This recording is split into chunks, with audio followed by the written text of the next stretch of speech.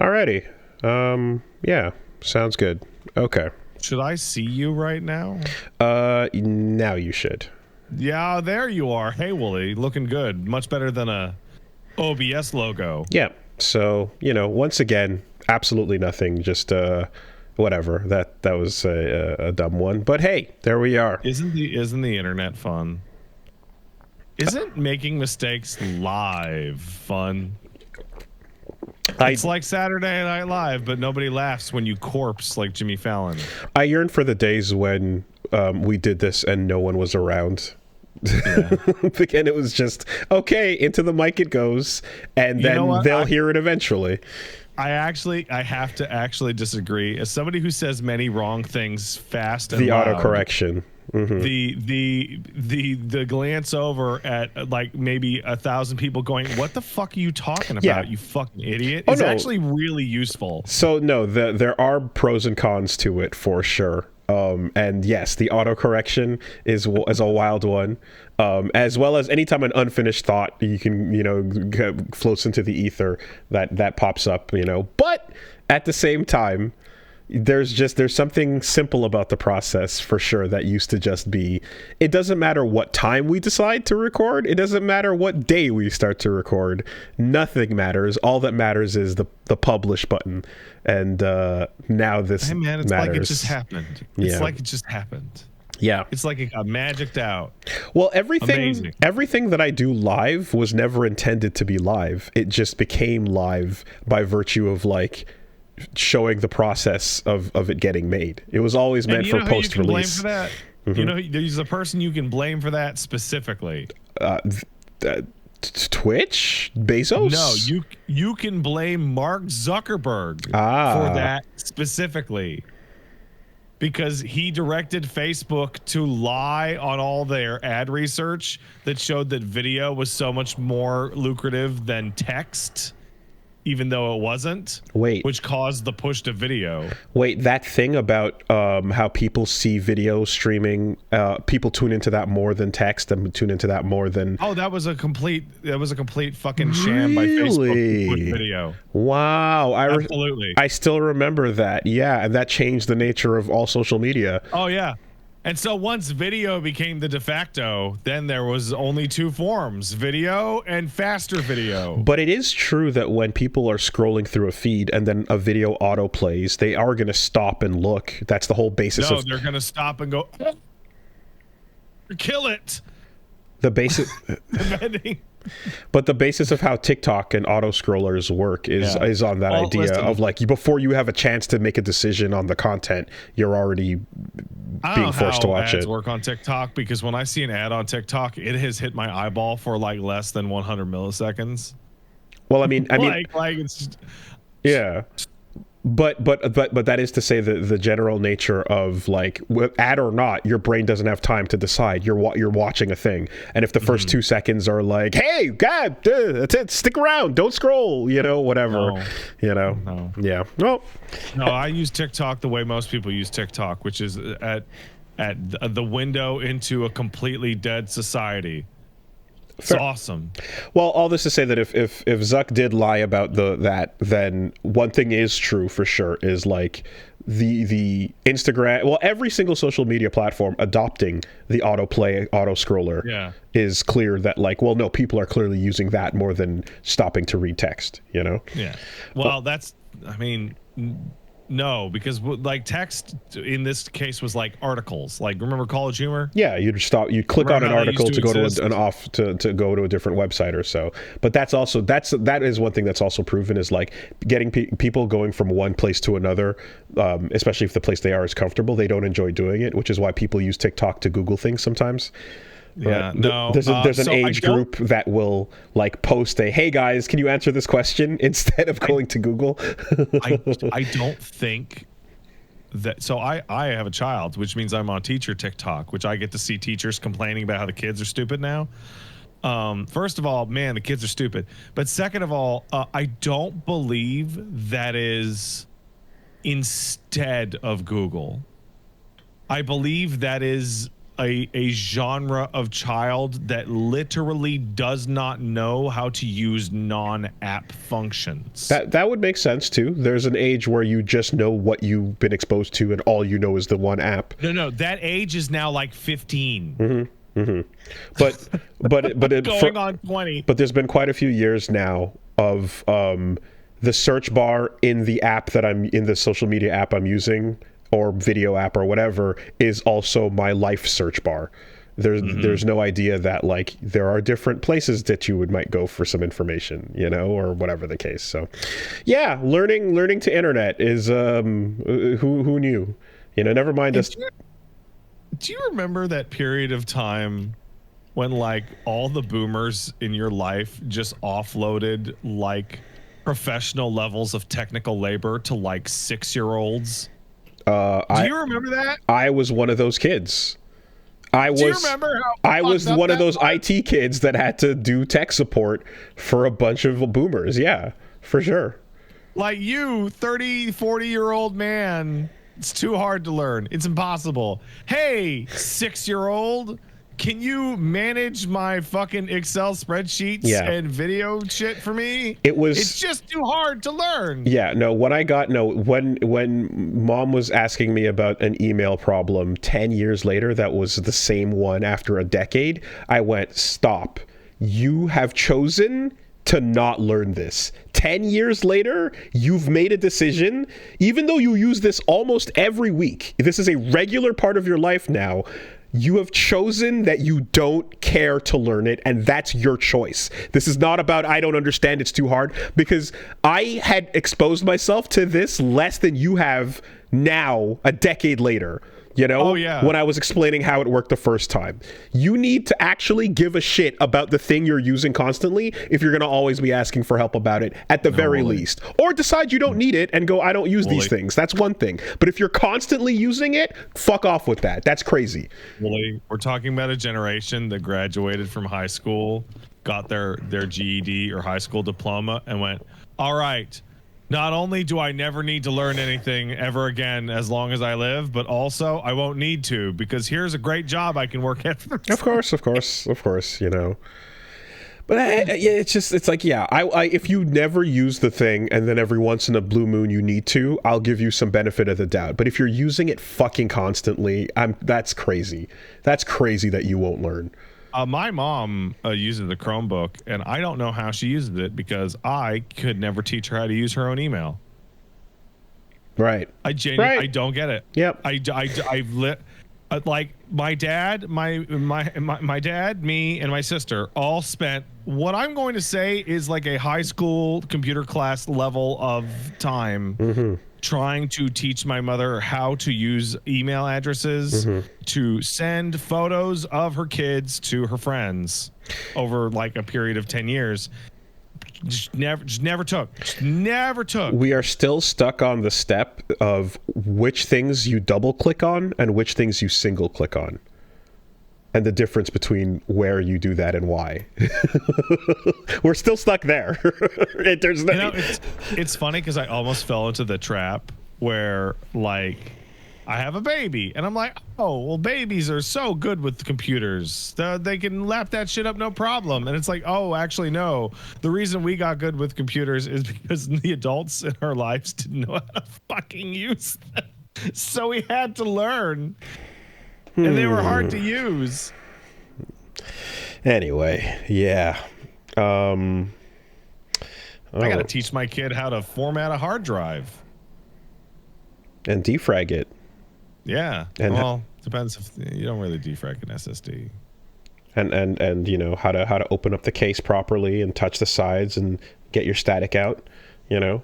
Yes. Create a perimeter. I mean, like I'm telling you, like there's pictures. I think I might have showed you at some point, like a picture of me in Grenada at like 6 years old or something, holding a Nintendo controller. You know, there's like whatever those baby pictures, and it's like 3 years after that photo of little scrawny me like playing in in the islands. 3 years later, I've got a case open and I'm clicking fucking, RAM into place. Like it's and moving power supply cables around. Like, come on, man. We can, if you just give the slightest amount of a shit, Anyways, I guess a week happened, but I guess. On my end, it's all Wharf Town. It's Wharf Town. Wharf tags. You got your wharf tag on Mark of the Wharves. Oh my God! I thought you were going to tell me you were just watching Star Trek. No, you're the one that corrects it every time. So now you are. Is it Wharf? Hoisted by your own petard. Oh, I did get hoisted. See, so here's how stupid I am. I have become so enamored with City of the Worves that I thought the singular of Worves was Worve. I say wharf. Not wharf. No, I say wharf because VES is pluralizing an F. That's how it would actually work. Yeah. So, and then when you make your online account, you make a wharf tag, and then you jump into that online beta. Yeah.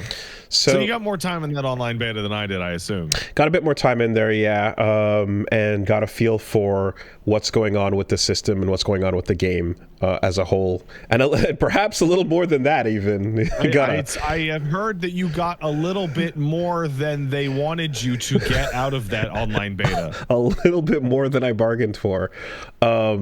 So the long-awaited sequel to Garou: Mark of the Wolves, I think SNK's fucking one of their peak releases, the answer to Third Strike that they released for the 25 years we've been waiting. We finally got to take a look at what's going on, and they have, with the gameplay, found a really awesome way to balance and blend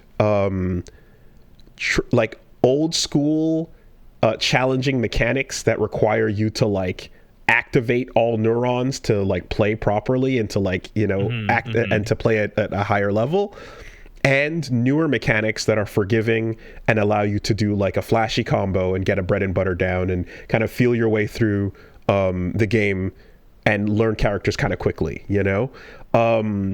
They've taken the bones of an old fighting game, which Mark of the Wolves always felt like, and those are still in place.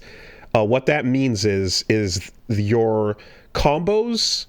The first part of a combo is the most old school thing ever. You jump in and you land one button, and you better land it really late, because if you jump in deep, you gotta land it deep. If you jump in and you hit them too high up in the head, by the time you hit the ground, they can already block, right? So you've got to do what King of Fighters games tend to do, and you have to hit that button late. All right, now that you've landed, pick a button, right? You're gonna get one in there, and then you're gonna go straight from that button into a special move, and that'll be what a normal old school combo used to look like, a 2-in-1. Like a Street Fighter right? jump in 2-in-1. Exactly. Now, if you're feeling frisky and you're like, hold on a minute, I'm kind of nice, then you can do a feint move, which is basically you can do like fake Hadokens or fake Shoryukens, and they serve the purpose of like, making somebody jump when you did actually nothing to bait something out. But they also allow you to quickly cancel from that first button into like a second one, so you're like, oh shit, I did something fancy. I pressed hard punch, I did like a fake Hadoken, and then I pressed light punch, and I landed that extra light punch, and now I'm gonna go into the special move. So you added one extra button. Holy shit. That's crazy. And then that's your combo. That's it. But the new modern way of things is that, like, if you decide to go into like an EX move, then you can just go from one EX move to another, and the game just lets you like cancel all of them. Every fucking button you got. Yeah, and then at the bottom of the screen, your little accelerometer will go, and then you'll overheat, but it just lets you go as nuts as you want to from the moment the game starts. And so having the watching you do a bunch of EX special moves in a row is something very modern, you know, in fighting games. But the first part of that combo requires you to play it kind of old school and like traditionally land and execute your fundamental, you know, buttons and work and stuff like that. So what that means is a lot of old school players, a lot of FGC people, and a lot of people that are looking for like a higher skill ceiling are really, really happy with this game, because, you know, you can see that it's requiring more neurons to be activated in moment-to-moment play, right? Something that Reggie was talking about, that a discussion that's happening now, is the cancel that I'm talking about, when you press a button and then do like a fake Hadoken, requires you to press 2 buttons to do that fake. And some people are like, oh, please put a button config so that it can be a single button instead.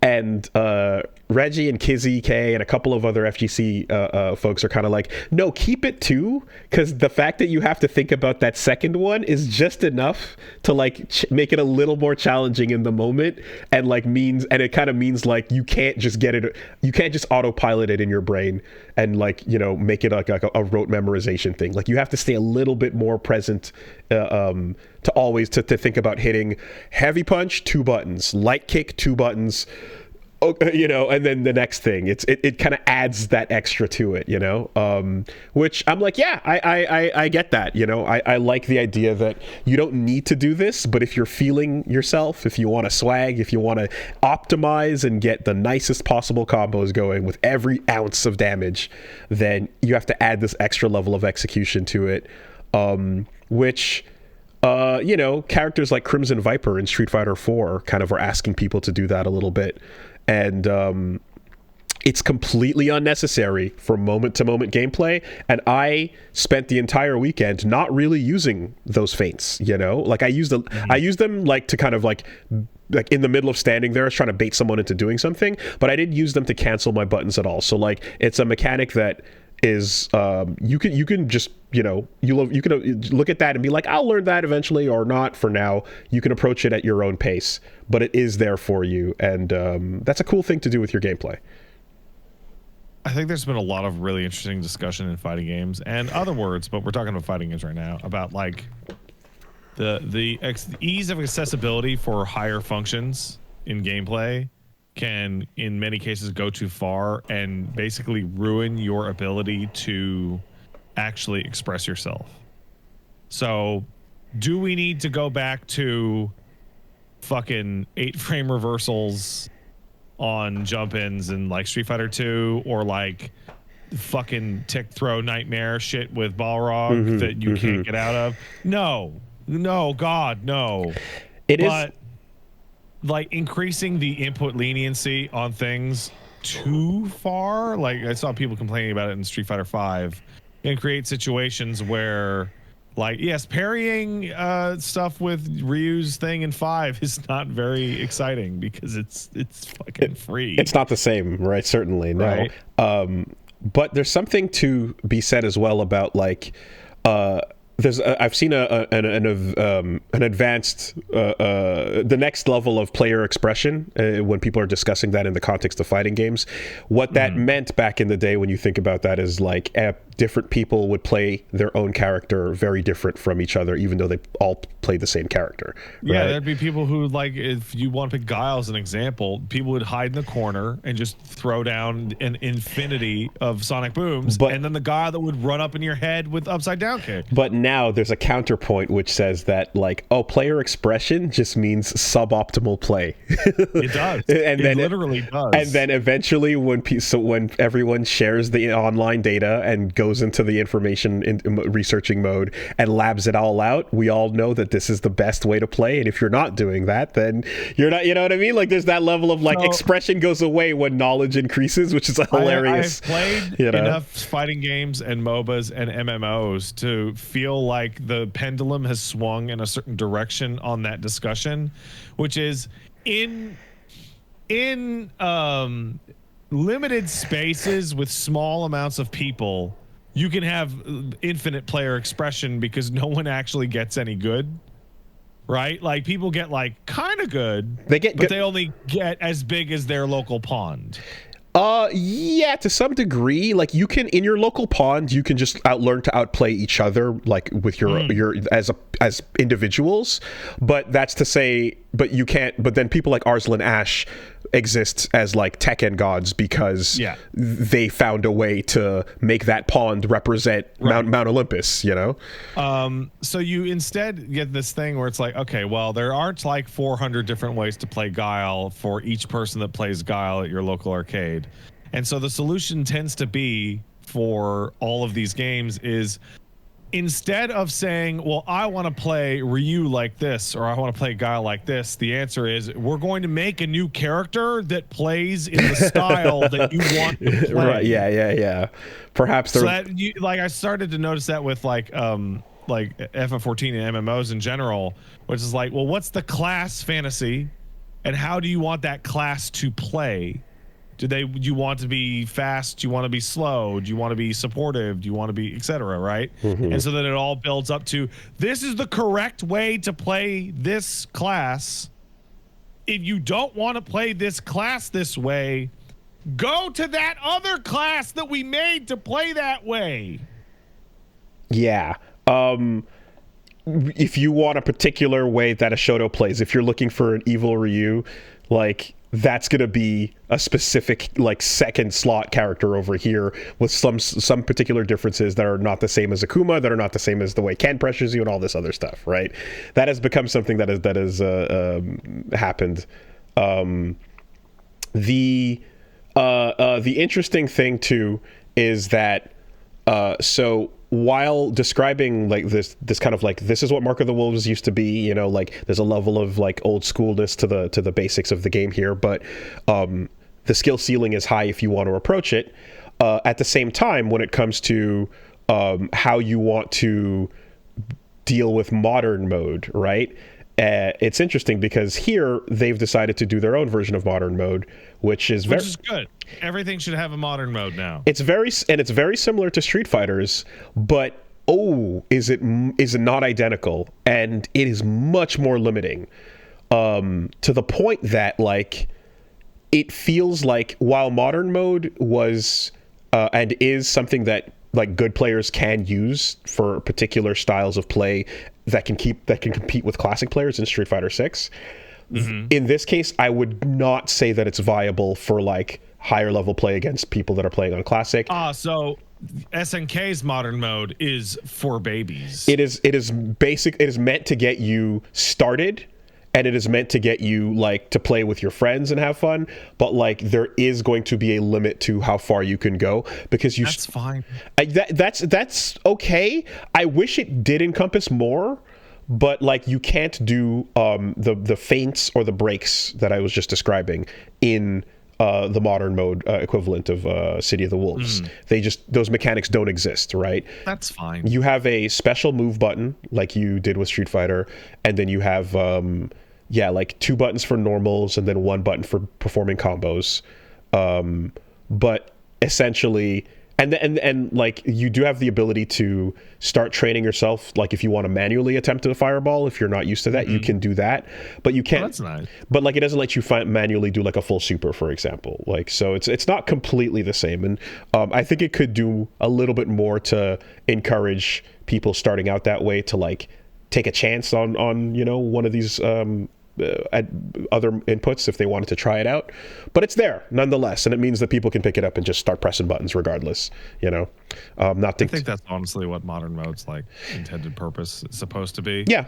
If you're someone who is just looking like, okay, I want to just move my character around the screen, and then when I get close to my opponent, try to land a combo, and then when I've earned enough meter, occasionally I'll try to throw a super out, and that's basically what your entire game plan is. This is perfect for that, right? Yeah, it's like, hey, can we have our genre have a situation where the first time somebody plays our game, it's not a abjectly miserable fucking experience? Can we do that? Can we have something to mitigate that? That being said, over the years, the easy operation stylish modes and stuff that we've gone through in earlier games, the reason why modern was stood out was because of the fact that like it does allow you to get 90% of the way there, depending on which character, you know? So in this case, and depending on the character, some of those changes are worth it. Yeah. You know, it might even, some might argue even more, like closer to 99, you know, but like in this case, it's much, the percentage is much further back than that, you know? So in any case, I didn't see too much discussion about that over the weekend, but well, because the people hopping on to an online multiplayer beta for an SNK game are typically going to be old heads that like can do raging storms. Oh yeah. So like the discourse around modern mode is going to be light.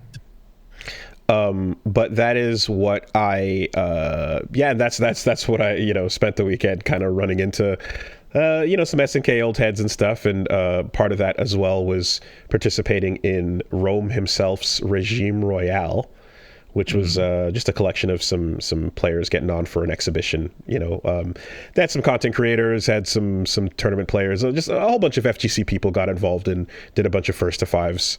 Ran a set with Reggie and participated. That was a lot of fun. So, you know, thanks to Rome for doing that.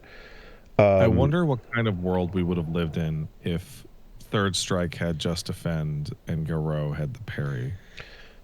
Capcom versus SNK 2 would have P groove and K groove inverted from each other, I suppose. Yeah, okay. You know, that's the biggest thing I can think of. But yeah, the idea, like parrying in Street Fighter 3 Third Strike, it gives you recover faster and you can, you know, instantly punish, and it requires you to, you know, have the balls to move into the attack, right? As the way I described it in that video, the Evo video. Just defending is like, be a coward at the last second. You know, be a smart coward. Yeah. And the weirdness of that is Evo Moment 37 with Just Defense is Daigo is healing. Yeah. As he's doing all of those, you know, as he's just defending, you're getting life back. Because the crazy thing with Just Defend, and now in this game especially, is that like every single resource. Hello? Did I disconnect from you? Yeah, you disconnected for a second there. Weird. Okay, well, I'm glad we're back. Did you just defend your internet? Perhaps, and I healed a little bit. Here we are. There's a slight lag on it. So every single resource that you have in that game, your life, your special meter, your Excel meter, everything gets improved and healed a little bit by just defending, right? So it lets you recover faster, it gives you life, it's so much of a reward for doing it. And that on its own is great, but if you feel really, really sick, you can instantly block a thing at the last second, get all those rewards, and then also instantly cancel into a super, and the super will come out faster than it usually does. So again, skill ceiling is up there. You know. So I love you, Just Defend. Yeah, I'm looking at this as like, cool, I managed to pull off a Just Defend guard cancel super twice the entire time. I did it 2 times and I felt like a god, and that's it, you know. It's pretty hard to do, it feels like. And then there's other things that are there where, you know, you kind of have these like dodging high or dodging low mechanics, and those are meant to break or avoid throws or avoid lows, but they also work into the rock paper scissors of these big like drive impact style rev attacks that you can do, the top attacks now essentially. So the system plays well together with everything going on, and it feels like an old school fighting game, but the moment you land that touch and you do that combo, the end of your combo is getting modern and fancy. It becomes 10 years later. Exactly, yeah. And then, you know, some of the design is very smart too, in the sense that so earlier I was describing how you can do EX into EX over and over until you burn yourself out. When you burn yourself out, you don't have access to any of your special mechanics or any of the stuff I just described. You're kind of like stuck. and you can get chip blocked to death. However, landing your big super secret level 3 resets your entire EX meter to 0. So I did not catch that. So if you land a combo and you look and you realize I have the money to spend on a full cash out super, like level 3 everything, I can burn my full meter, spend everything I have, and the end of that super, it's all reset to 0. So you get a massive reward, which is like, that's a really cool, almost like Doom Eternal loop, of cooldowns. It's a cooldown system happening where you've spent every resource you have, you've done the full loop, and at the beginning of the loop, your first thing that you spent is now back to normal, right? That's the rotation, excuse me, is that the word? Right? You've got, this game has the rotation in it. I mean, Wooly, if you want to talk about rotations, like fighting in combos are just rotations. Yeah. That's all they are. But here you can only do it for like that 1/3 of your life that you choose, Mm-hmm. So yeah, quite interesting. You pick which third of your life you want. You want to start the round with it. Do you want it to be in the middle, or do you want it to be your comeback at the end?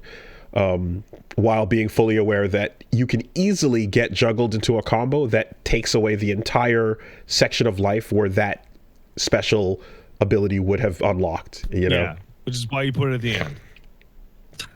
Terrible. End is terrible placement. I've like so far it feels like that's just like you get touched and like, nah, you're not gonna get access. Who gives a shit about any of that? Geese is alive. So we were laughing at how stupid it would be if Geese Howard just showed up in City of the Worves and was like, hey, I'm fine.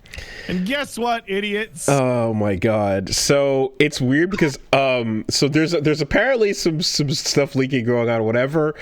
I on my own with my own two saw some shit because folks discovered a fairly simple way to access a training mode, and inside of that training mode you can go practice and whatever, and you can see a couple things. You can see that there's a stage where the line system returns, which is hilarious. You can see there's that Terry Bogard stage, like the Rock Howard like stage with the little cafe and stuff, Mm-hmm. But then you can also see all the music and of the music collection that you can select for each stage. There is a full, every Final Fury games music is all there, and then the game's full soundtrack includes characters who have not necessarily showed up yet anywhere. And that's crazy. Who would show up? Nightmare Geese, Fallen Rock, Howard.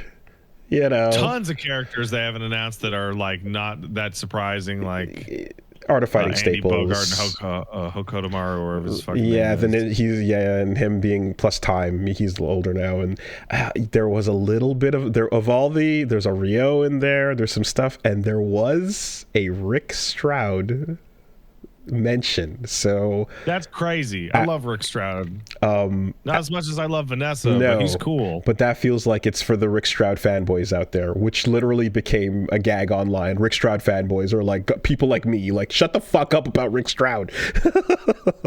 So it's quite exciting to see that they're like, okay, we know some people care. And yeah, like, a bunch of that, and then of course you even got your full version of the theme song, Chain Reaction, which now that we can hear that thing, you're like, this is a perfect punk emo pop, like 2000s, early 2000s theme song that should be. If Mark of the Wolves 2 came out right after the first game, this was the era that it happened in, right? And the lyrics are all talking about Rock Howard's journey, how he's outrunning the circle of time, undecided, fate is irrelevant, and his heart feels one way, but the blood in his veins is another, and they're causing a chain reaction that no one can contain. So dumb. I fucking love it. I love that stupid emo pop song. It's the best. It's my favorite thing. So I feel really happy that We had a discussion about this, I want to say 6 months ago, and I think it was about Heihachi. But I feel like it's happened enough times, and the Capcom people have said that like Gen is alive and shit like that, that we can now conclusively state that no one in a fighting game that has been a playable character has ever died. Nope. And if you think they did, you're wrong. It's like comic books, right? It's the same rule, 100%. If a character exists and you know about them, there's value in them returning, especially if they're playable at some point. It is much more extreme than I thought it would be, with characters that like entire games were built around them being dead and then decades went by. You are dead if you were never playable. Except for when you become playable and undead. Shoutouts to Goken. So here's the question. You are dead in so much as your moveset was not very cool. If your moveset was pretty cool, you will undead. Now, people are saying Cliff in Guilty Gear. And, okay, give it a minute. Because Guilty Gear has killed... Dream Matches, yeah. Has killed and brought back the same characters multiple times. I would pop off so hard for a young Cliff flashback character. Just someone that shows up only in a flashback of story mode, but it's young Cliff. That would be so sick. It'd be so sick. But no, I think here you just need to... Yep, we just... Nightmare Geese a million years, never forget. And it makes more sense, too, because... I guess the whole thing where the Kine and Garant were like the villains of the first Garou, and now that Rock is joining his side because he tells him that his mom is alive and that we can go find her, like you can see that they're kind of like chummy to each other now, and even Terry is kind of like, okay, I guess I understand why you're doing all this, so fine. You talk and monologue like a super evil villain, but we kind of are growing to deal with you, so whatever. I would be astonished if that Grant is actually dead. I assume he will show up in an ending or a title card. Pat, he was there. Oh, he was there. He was there. Oh, there you go. Yeah. Confirmed.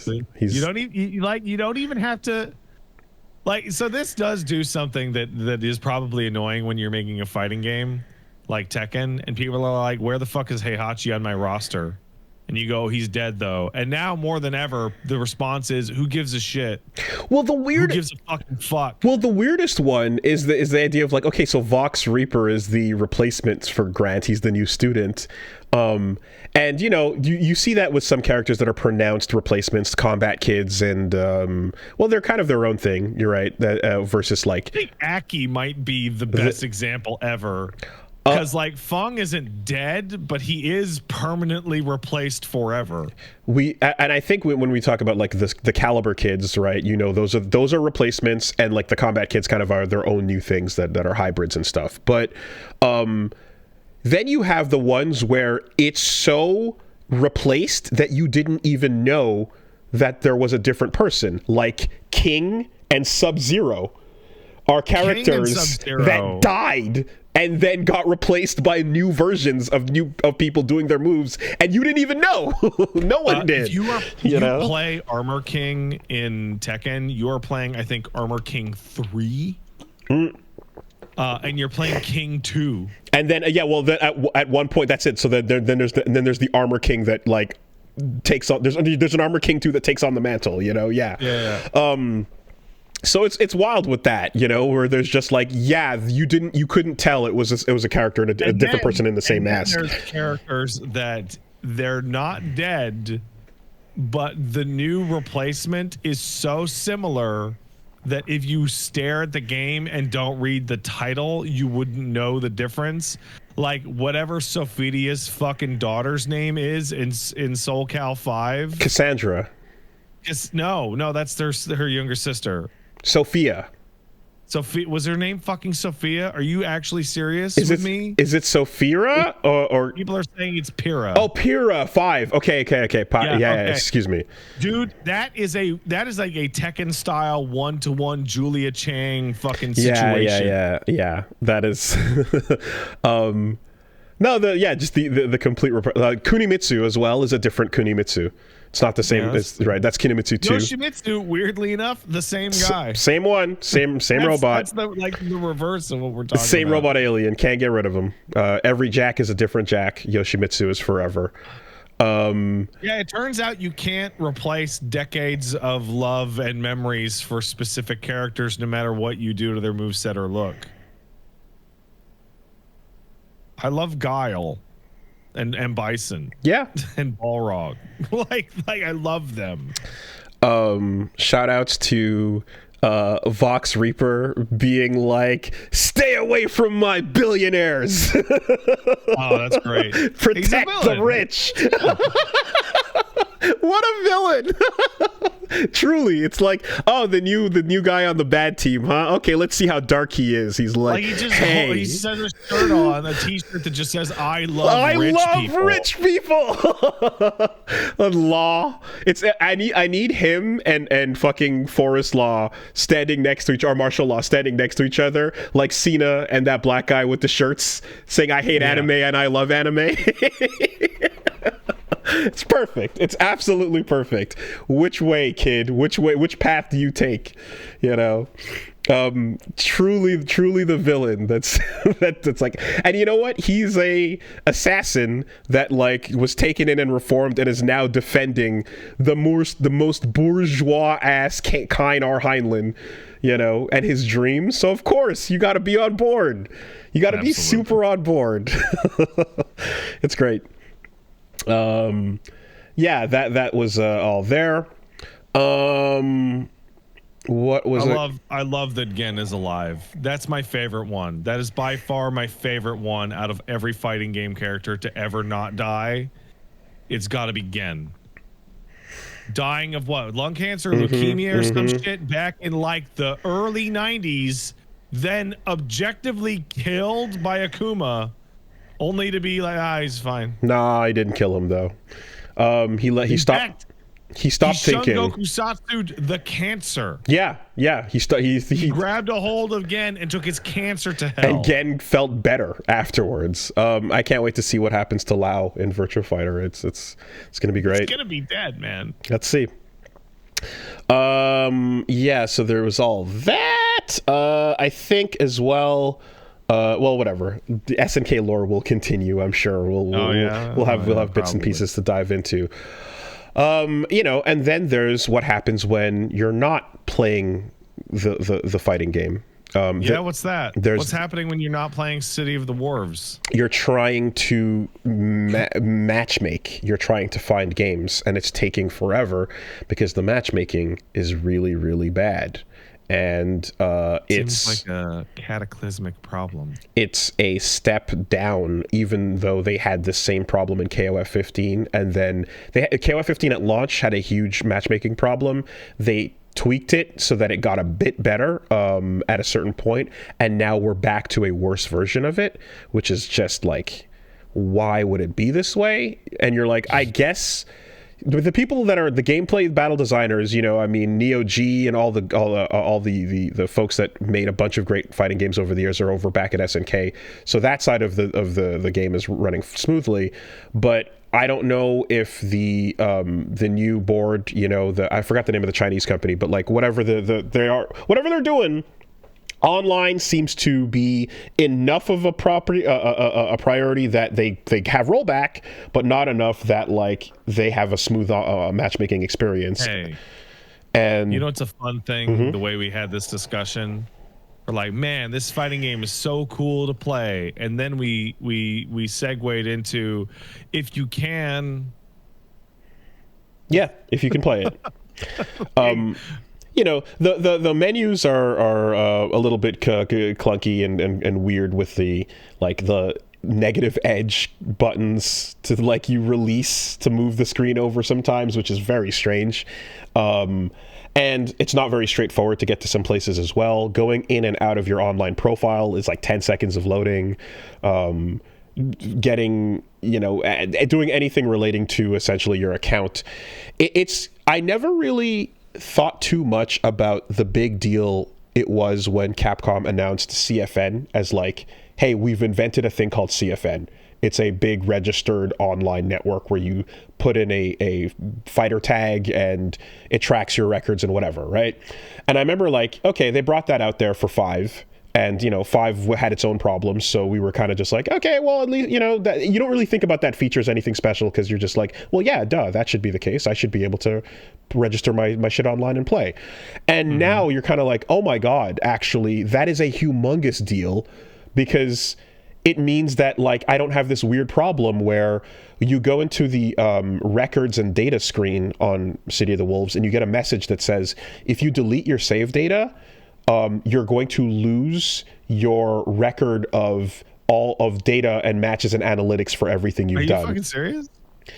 So it's like you literally, yeah, and it's that shit's tied to your save file.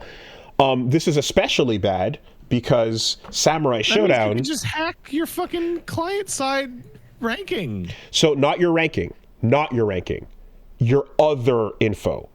Right? Oh, good. Samurai Showdown had a problem when it released where your ranking was tied to your save data, and that broke the online entirely. It was completely batshit because if you ever, you know, deleted, formatted, whatever, lost the console, anything happens, you just lose your entire ranking, right? You can't log back in anywhere because the game had no, I guess, budget to have an online registered account of any kind. So there was no way to just make sure that that shit was saved on the cloud and whatever, right? So Samurai Showdown, they learned a huge stupid lesson from that, which was don't tie your progression and ranking and online shit to the save file. And so here, now your save progression, your actual rank is the only thing that doesn't get lost, but all other metrics, stats, usage data, etc., everything else associated is all gone there. And it's just like, if you just had the ability to have an account of some kind, this wouldn't be a problem. But then now it's like, oh, but do they just are like, we don't have the money for that, you got to get the bare bones experience, you know? That's what. Can't wait for them to release this game and spend like 18 months patching it. And then be like, look, we fixed the online long after it has completely died.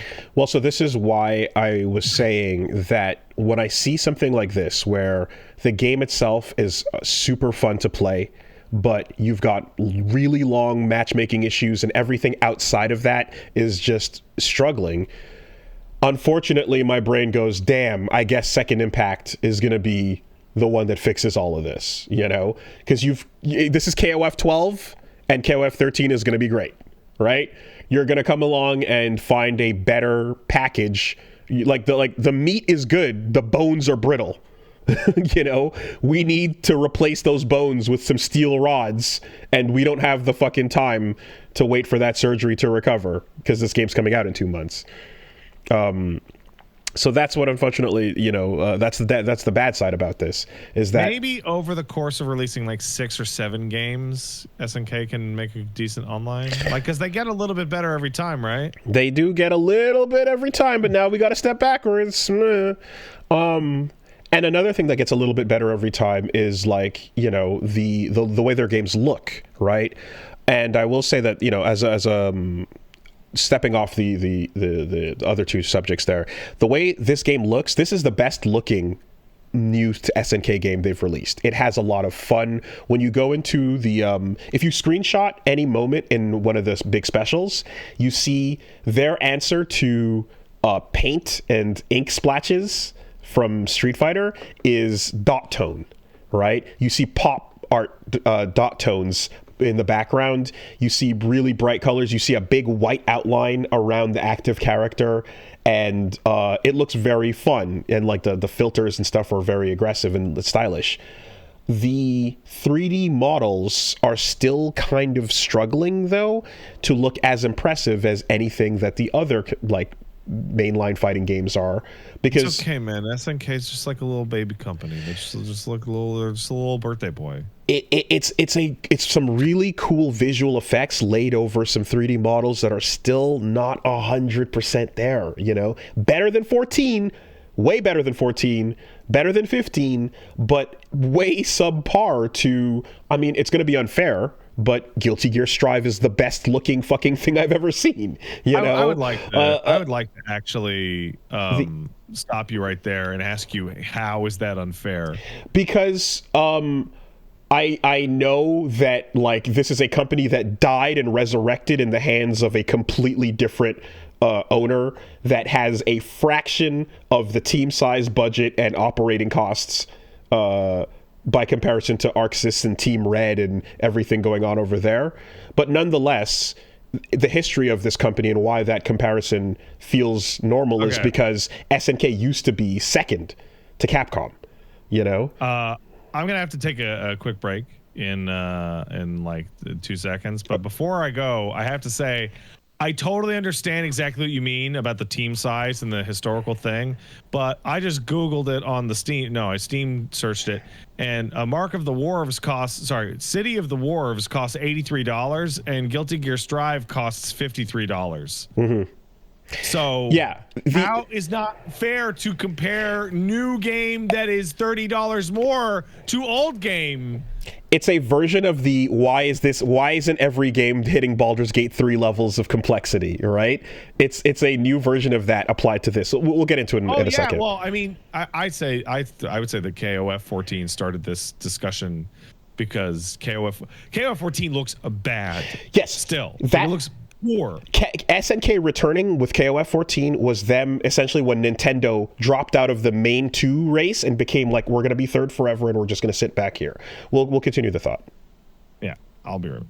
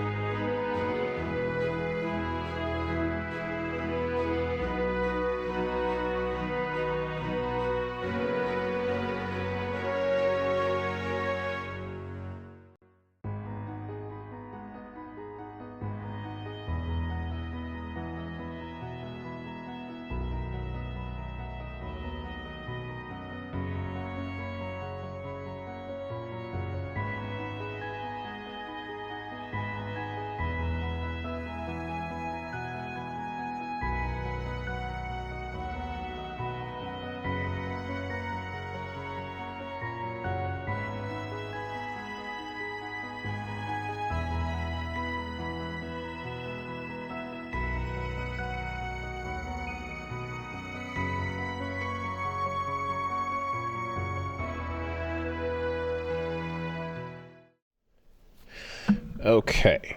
So yeah, to finish the thought, I think that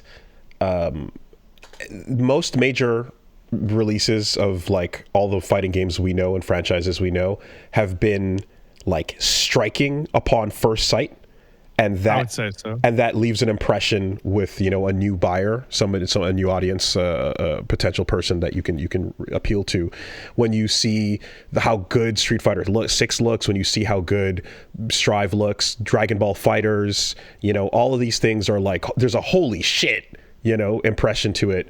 And and even Mark of the Wolves, the original, was the most impressive looking thing they'd ever made at the time as well, back then. So it comes from that place, and now we're in a place where each game is kind of releasing its own, like, check this shit out. This is some crazy level, next level visuals you've never seen before. And here it's just like, yeah, the style is just improved upon what they previously released, and it's their most stylish. But this new era feels like it's only SNK is almost only comparing themselves to themselves, like Nintendo in this third slot of like, we're just going to be compared to what we do over here. We're not in the main race anymore, you know.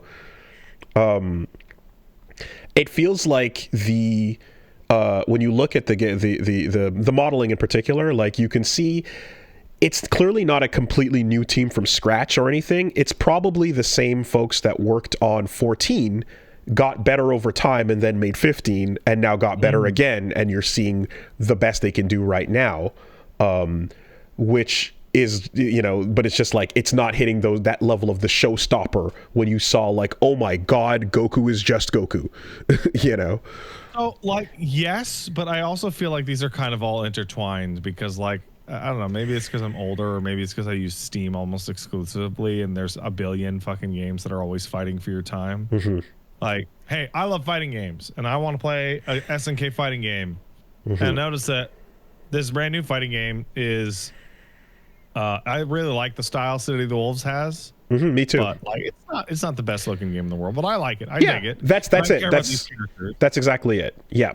And so it's like, okay, so I'm looking at a situation where it's like, okay, well, it's not the best looking game in the world, but I really like these characters in this system. So if I want to pay full price for it, so like I'm in order to make me not feel stupid, it's got to have like banger online, right? Like, yeah, if you're gonna charge full price, including, then I kind of expect certain de facto settings and features to exist. It can't be a discussion anymore. You know, we need to be past this part. And yeah, including all of season 1, every edition is special edition is the way they're selling it. Yeah, no, of course, when I say Nintendo and third, I mean, like, they're not competing in the same race anymore. No, Nintendo pretends they exist in their own games industry. And to be fair, considering some of the news we're going to talk about later today, maybe that's a better games industry. And so I think something, so the same thing. While I like the way this game looks and I like what's going on with it, it's just when you start comparing is where we get this discussion kind of happens, you know. Not to put like the undue amount of weight over here, but it is interesting considering the history of the franchise. Something that I noticed as well tells the tale of the tape even more than the character models is the particle effects. Because they've struggled with particle effects for a couple of games now, right? The way the fire and flames and explosions all kind of look. How does the power guys are looking in each game, you know? Holy fuck, the power guys are in Street Fighter 6 looks incredible. It looks so good. There's two of them. It's SNK's move. There's two of them, you know? And I think here you see some examples where it looks fantastic, right? So as a big old Rock Howard fanboy, the wings look great. I love when he does it and you see the pedals drop down afterwards. They're like, oh, we know you like those wings. We're going to push them. We're going to put them in his extra super. Like, it looks fantastic. And then when I think about, and I look specifically at Kane and his win pose, right? That's the one where it's like Kane's win pose in the original game was this amazing shot of him holding his hands open and a giant explosion of fire pops off. You hear the sound of the oxygen in the room burning away, and it looks incredible, right? And the team or the animators that like looked at that and said, let's convert this to 3D, didn't notice the specific little details to make that feel as intimidating, you know? No. Either they didn't notice or it's hard. Maybe, I don't know, but one way or another, the thing, Possible. There's little things there where you're like, I love this part of that, and you didn't do that here. You kind of, he floats up and it's like a softer, more flaccid version of it, and you're like, damn, we didn't both feel the same thing looking at this. And imagine if you saw a new animation of Ryu doing a Hadouken, but now his shirt doesn't explode backwards. Right? Well, that would be silly. And you're like, well, it didn't used to in the past, but then ever since we saw that in Street Fighter 3 and we all went, oh my god, that's such a cool thing. His clothing gets blown back by the fireball. And you're like, yeah, we're never not doing that again. And then and someone comes along and then forgets to do that. And you're like, oh, but didn't you notice how cool that was? Why would you not do that? You know, it's just those little bits where you're like, that's what made that game back in the day go put it above everything they'd previously done, you know? I think these two topics are like intrinsic, because no one would be complaining about the way the game looks if they were just spending time playing matches. Yeah, I get, you know, right? That's it. You know, that's true too. And there is a level of like, you don't want to become the person that like you spend more time complaining about this game than actually playing it. That's a crowd in the FGC that is out there getting exposed all the time for sure. Well, that's not just the FGC. Kim's pants is a really good, you know, thing we've looked at over the years of like, look how amazing those pants looked, almost too good in 13, and we just had to, like, if you want to be like super unfair in a way that's technically fair, hey, how come none of the stages in any of the 3D KOF games look as good as that Sweden stage where it's raining? Sure. How come they don't look that good? Or is it because that's literally impossible due to the way technology works? I guess the empty sandy desert in KOF 2000, even like even that there's some character to the sand. Yeah, so all that to say, you know, that there's those little bits that you kind of are like, yeah, I guess that's just not what we're getting here. But I am glad we are still getting another entry into the Fatal Fury franchise proper. And I'm here to huff the copium. This is a good game, and I want to see it succeed. I think it can get there. And I look forward to seeing, you know, if it can get patched into solving a lot of these problems, because it really is like a really fun fighting game, and they did a great job just taking something that a challenging thing to do on paper with the gameplay and nailed that, you know. I think it's wild that me, Cope Master Extreme over here, Virtua Fighter fan, I look at VF5 Evo, and I'm like, yeah, no, that online was always going to suffer really badly because of the lack of players, right? That was its fate. And it's really cool that they're supporting that game for people like me and like the 2,000 other people that play it almost every other day. But like, yeah, that was its fate. But I look at City of the Worves, and I'm just like, man, if people pick that game up on day one and fucking spend a couple minutes trying to get into a match in that first 5-minute period, that game is cooked. That game is it has a 5-minute window to get you into a match and have a good experience, and then get you into a second match. And if it doesn't do that, it's fucking cooked. Yeah, again, I mentioned it before, but the fact that you share your rank across characters is just a really dumb thing that needs to change as well while we're talking about it. You're just as good with every character. Everyone will get their ranking with their best character and be afraid play ranked with anybody else because you're gonna D-rank with anybody that is not your best character, you know.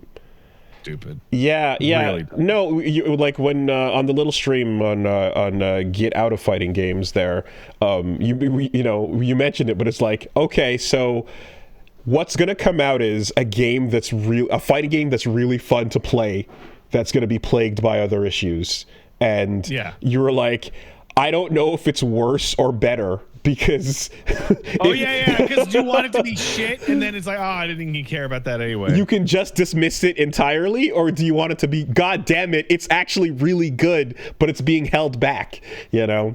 But look, what has this genre been if not a series of good games held back by other bullshit, right? That's bullshit. That's the story of every fucking release. I mean, we talked about easy operation, all that stuff. But online play. So if Garou doesn't work out, if City of the Worves doesn't work out, there's always multiverses. Yeah. That is the exact laugh I wanted, by the way. I guess there's a time when quality of life becomes mandatory to life. Right? It's one of those things. Right? It's one of those things. I saw this person talking about the other day, where they're like, people don't appreciate shit because 100 years ago, ain't nobody was getting hot showers, right? Now a hot shower is just part of your day-to-day routine, right? And you should appreciate that for the miracle that it is. Nah, people should have hot showers. Fuck you. Hot showers rule. My online game should work when I pay money for it. Quality of life becomes life support. It really does, man. The base functionality of my life now is to be able to wash my butt in not cold water. I'm not going back. Well, you see, this region you could move to is it's amazing. There's no electricity though, but look, it's so pretty. Nah, you know what? Electricity is important. Hot water heater is important. Mark of the Wolves. The most formative and beloved fighting games of my life were played without ever touching an online connection. Yeah, now you live in the current world and you're an adult man and you're not in high school. Yeah. It does feel like it does feel a bit like one whirlwind of a director can kind of look at that and go like, we gotta whip this thing into shape. What the fuck are we doing? That happens all the time, all over the game space. Somebody comes into the room and goes, why are you doing it like this? This is stupid. Fix it. Oh, well, that's the way we've always done it. Mm-hmm. Shut up then. But yeah, that is Fatal Fury, City of the Worves. And you know what? I promise you right now, my brain will not stop saying Garou. So I don't know if you've noticed, but I have almost called it Mark of the Wolves almost every single time. Yeah. I have not acclimated to the Worves city yet. I like saying Garou. It feels good. It sounds cool. I enjoy those words. Yeah. All right, so we'll see what happens. And that I just wanted to talk about that. Obviously, that's all I got to talk about. So, anything with you? Pirate Yakuza in Hawaii's out. This is the deepest. It's not shocking, but it's the deepest into the zany side quest land that the Like a Dragon games have ever been. To the point where I am wondering if the events taking place are even real. Like it is the absolute peak of absurdity. Okay, so I mean, Ichiban is insane and then infects Kiryu with his insane juice. Is Majima not also just losing his mind? He was doing it for longer. Okay, great, perfect. So I think there's a lot of things I could bring up. Old men going insane. To really establish the tone. So one of the things, if you played Yakuza 7 or 8 or 5, you would know that Majima has the ability to spawn shadow clones. This has happened so many times in so many cutscenes that the shadow clones are real. Are they solid clones or no? Or they illusions? Okay. No, they are not illusions. They are real. They like. You thought it was some kind of like metaphor for fighting Majima and how fast he was? It's Kagebunshin. it's like they're hard and physical. Oh shit. Oh, absolutely. Okay. It stabs people. Okay. But more than that is when you wake up on the beach as Goro Majima, nameless because you can't remember, and you speak to Noah Rich in Hawaii, an island off the coast of Hawaii, right? And you're in America, and Majima has never spoken anything other than Japanese in his life. They do a cutaway in which he says, yeah, so there was a real language barrier, but we got over that anyway.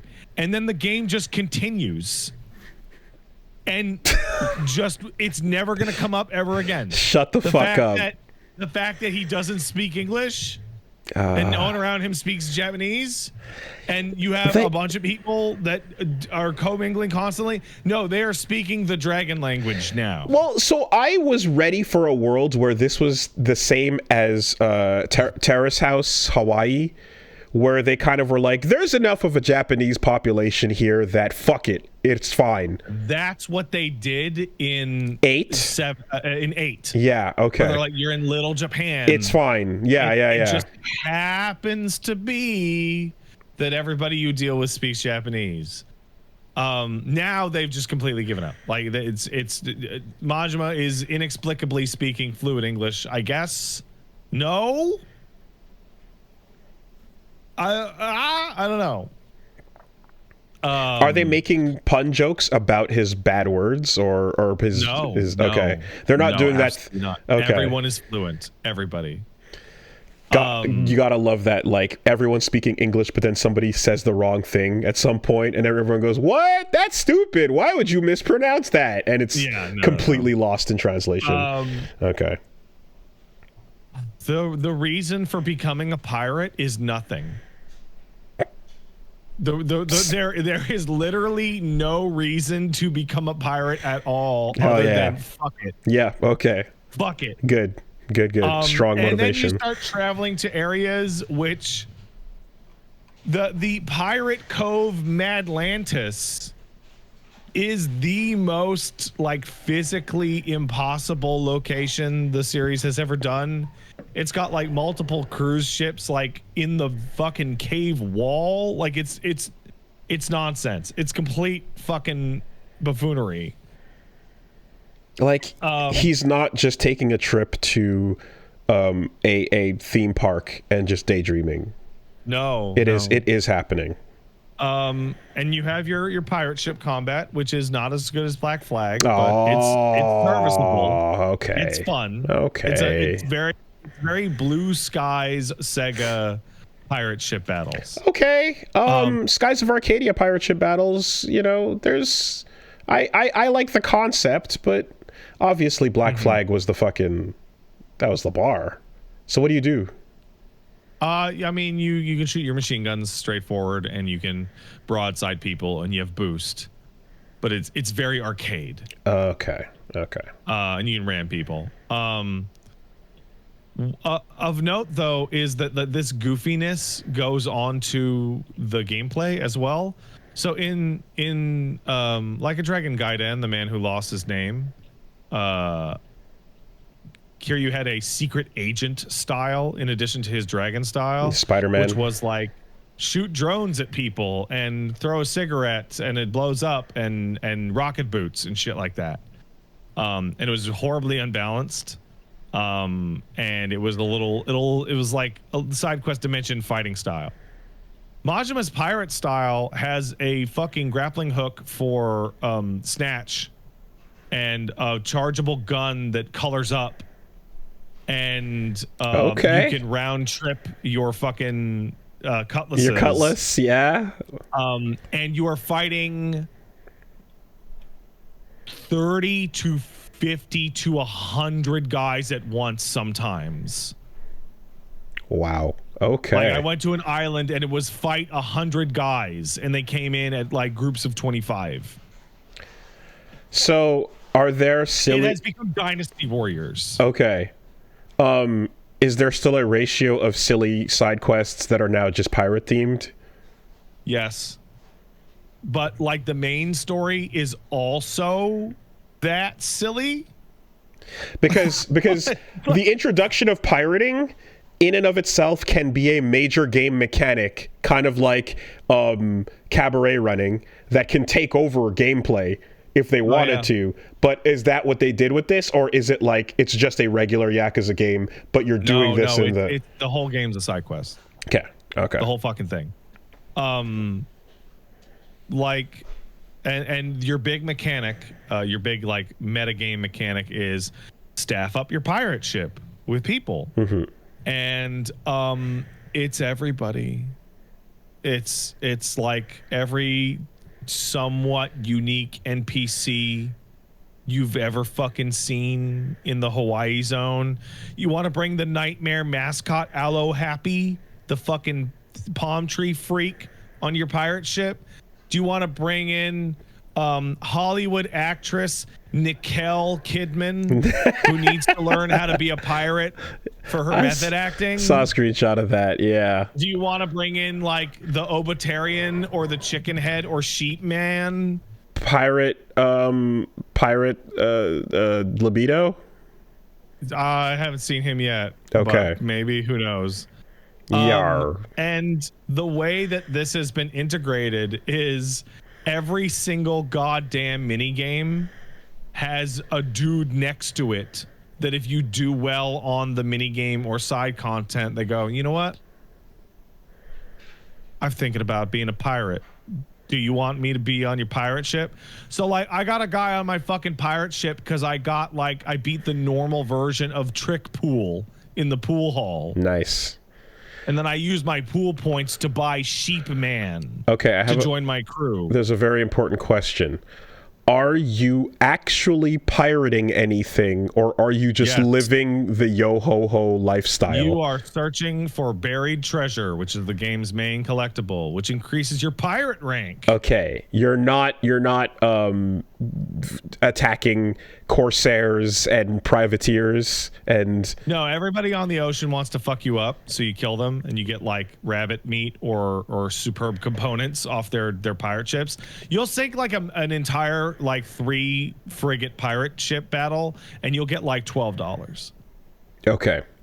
It's and then you are going to little islands all over the place to do like little micro dungeons to find buried treasure. Okay, yeah. No, pirating means wholesome buried treasure finding, not marooning people. Well, the other pirates are mean, attacking innocent ships, and so much like the Yakuza, who are notorious violent criminals. Right.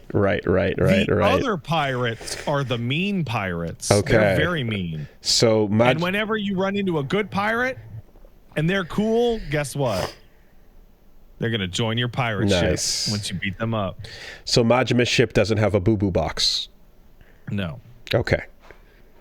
It is so cartoon nonsense that I'm feeling that like the next spin-off game will be sci-fi. Like reality, like add a genre to each character.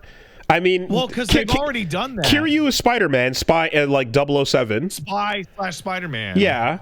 So, and I mean, Ichiban is Dragon Quest. Yeah, video game. So now Majima's that. So I mean, yeah, I guess you can go to space, but who would do it? I don't know. Akiyama. I saw some people in the chat saying Akiyama in space. Why not? People like, but the spin-off potential is now infinite because you could have a tokusatsu. Sure, it can like whatever Team RGG fucking feels like. There's no limit on anything. It is really strange that the core storyline is also complete nonsense banana shit. like they're like you meet characters from earlier Yakuza games and they're like, hey, Majima, remember me? And he's like, nope, gonna be a pirate, bye. I think one of the smartest things this brand could have done was essentially turn Like a Dragon as a name into the same thing as Monty Python. Mm-hmm. It doesn't mean anything. It's just, okay, this kind of implies who the actors are going to be here, but what's going to happen when it actually starts playing is fucking up in the air. Yeah. Awesome. Brilliant. It's kind of awesome, and the gameplay is getting faster and faster in the spin-off games. Like Majima is like halfway to a Devil May Cry character. Are they consolidating and ditching styles, or like? Yeah. Well, Gaiden and the spin-off games both had 2 styles, and Judgment had 2 styles, and Lost Judgment had 3 styles. So they're doing styles. It's just 2 or 3. Okay. Yeah, Majima's got air combos, and he's got Stinger, and he's got round trip, and he's got like he's got everything. But I was talking to chat the other day, and it's like, all right, we've done crime drama, we've done detective drama, we've done high school drama, we've done multiple samurai movies, we've done zombies, we've done pirates, we've done secret agent.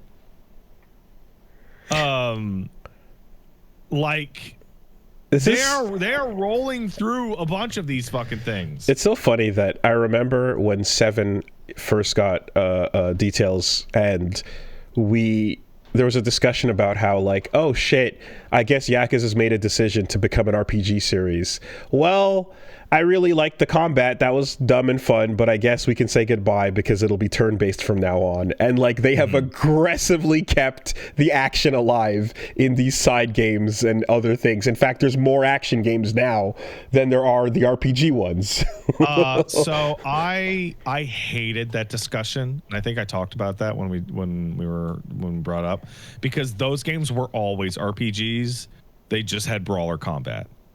Like from Yakuza 1 onwards, you are fighting random battles and leveling up your fucking character and going to the item shop. And sure, but I guess in a Tales sense, where like reactions and timing matters versus standing still turns. Exactly. That's a huge difference. Yeah. So it turns out when you put out a game every 10 months, you can totally keep your spin-off action games going. It's so fucking ridiculous. So I haven't gotten very far into it. It is really, really interesting how this is probably the best integrated any of the side content has been, because behind every type of side minigame or side content, there is somebody to join your pirate crew. So if I want Aloe Happy, the absolute freak mascot character who joins up, it helps Ichiban change his jobs, then I have to go do Photo Hunt. If I want Camulop, the fucking Kamurocho mascot that's an old man in a sweaty bunny suit, then I gotta go get some good fortunes off the street by collectibles. Ryo Hazuki could never be a pirate. No, he never would be. He could never. He couldn't even dream it. Thinking, one of the best things about the Like a Dragon series, in terms of them having the flexibility to do all sorts of things, is they have built up a situation where, by default, all characters are morally flexible. Just a little. Because they're gangsters by default? Because they're gangsters. They're all gangsters. Cops. Right on. That's pretty much it for me. Pirate Yakuza is cool. I've been playing 1 million hours of Kingdom Come Deliverance. I had a fun little thing where, in a big open game, and they say, hey, you know what? You're off. So in Cyberpunk, it would be when you get Johnny in your brain, right? And they go, all right, go. You can go anywhere. You finish the heist and the game begins for real. Yeah. Well, in Kingdom Come Deliverance, what I did is I got to that part where I got a horse, and then I did every single side quest in the entire game. Oh. And then I did all available DLCs.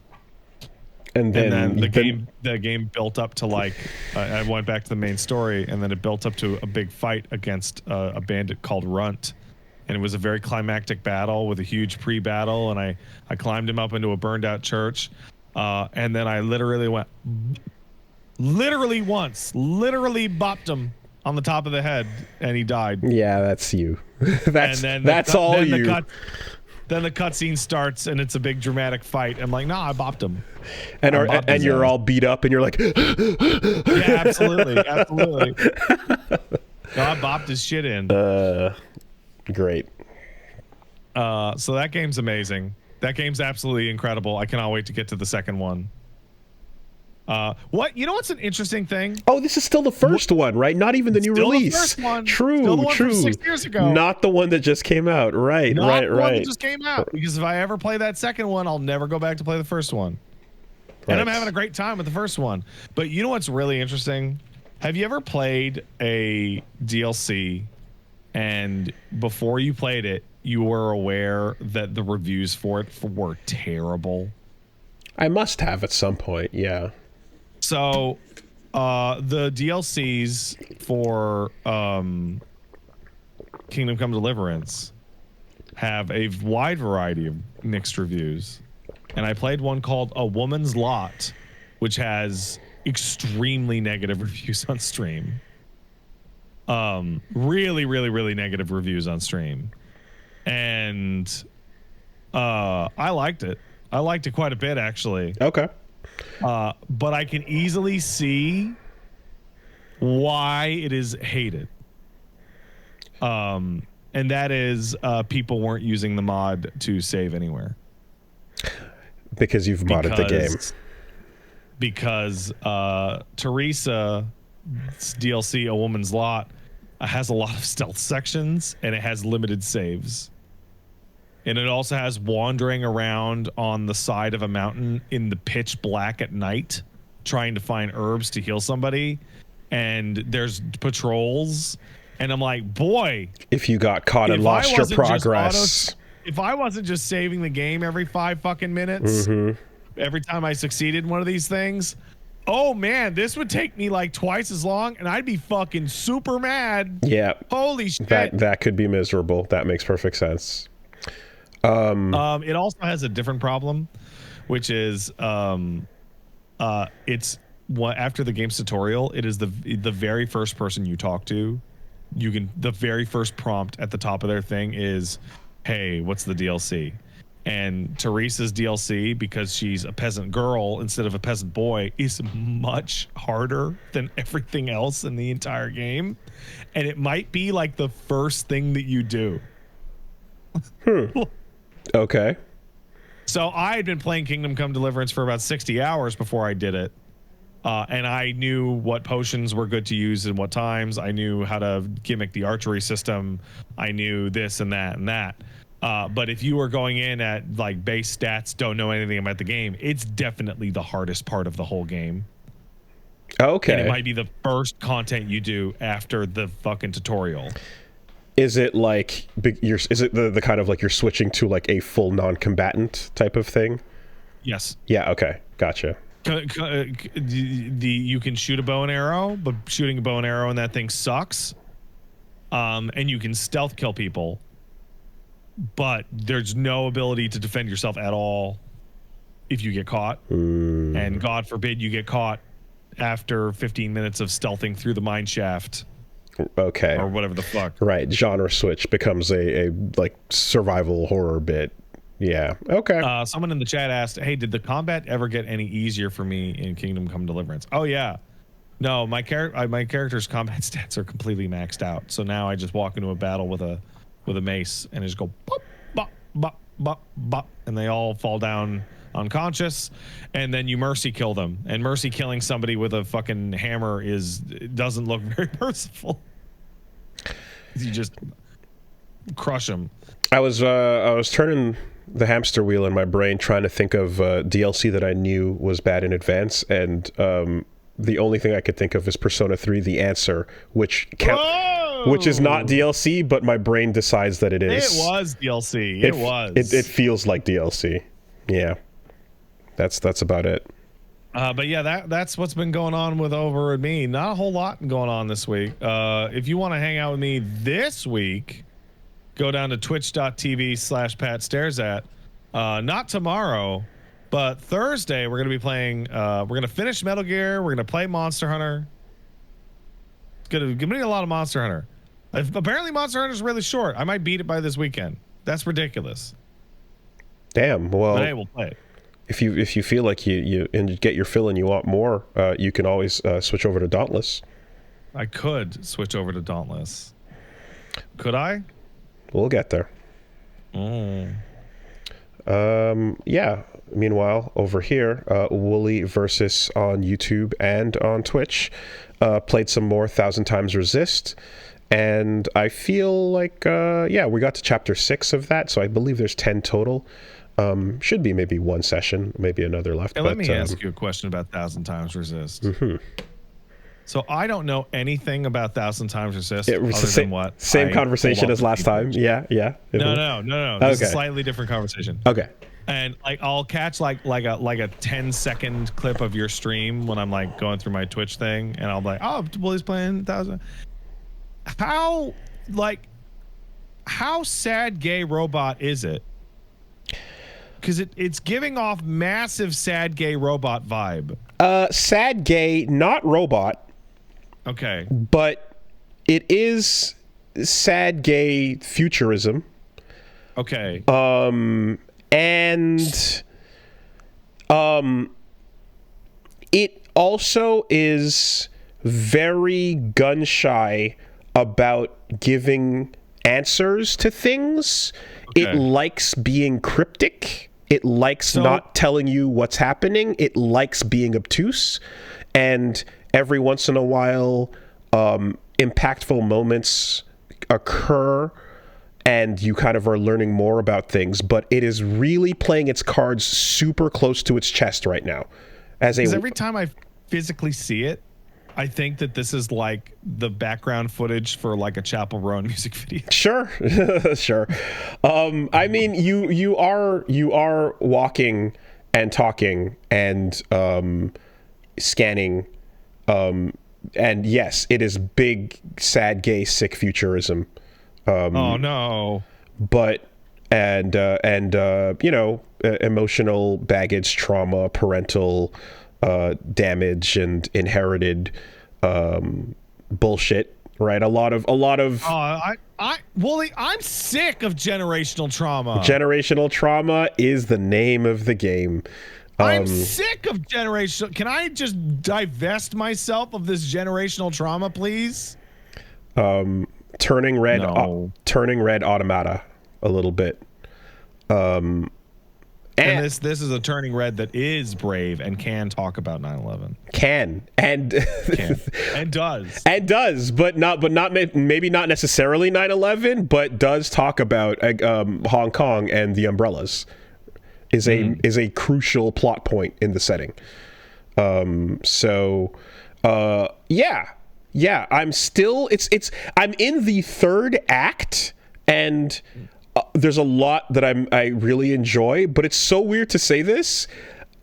I'm still waiting for a shoe to drop. It's still playing its cards close to its chest, going, like it's leaving you hanging. Oh, that's weird. And in some in the right places, in a lot of ways, but it's really being like you're still just gonna get a whiff. You're not getting the full bit yet, so. We will see. There was a fake out moment that like properly will terrify you if you're like, that's it, oh yeah.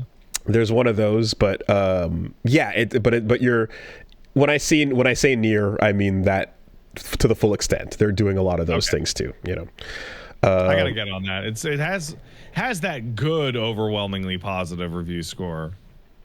I'm really gonna let you know when it's done. That's all I can say. And the other thing too is that like, so something. It's interesting because like it's something where like because you're connecting themes with every line of dialogue, you're like processing power is high. Your CPU is high the whole time. Because as soon as you hear any line, you go, has anyone said anything like that before? Does that relate to any conversation that's happened before? Does that look like anything I've already seen? Does that look like or resemble anything we've already encountered? And in some cases they do, in some cases they don't. But you're kind of like always trying to process that part of it. And it does something really strange and different, which is, think of the pace of a dialogue box in a given like visual novel, right? Yeah. In Disco Elysium, you get a paragraph at a time. In a random Persona game, you're going to get a couple, 2-3 sentences together. In Nier Automata, it kerns alongside the voice acting. In this game, every thought in every sentence is isolated. So one sentence will get broken up into 3 A button presses. I gotta watch this. I gotta see what the fuck you're talking about. And it'll be like, well, A, we started the podcast a little late today. Like, say around press A, 10 minutes later. You know, like it breaks each thought up more, and it slows things down, but it makes you like think a bit more about what they're saying at the same time. It's like it's a pace slowing down thing, but like it does make things have a bit more emphasis during sentimental moments, you know? It's theatrical.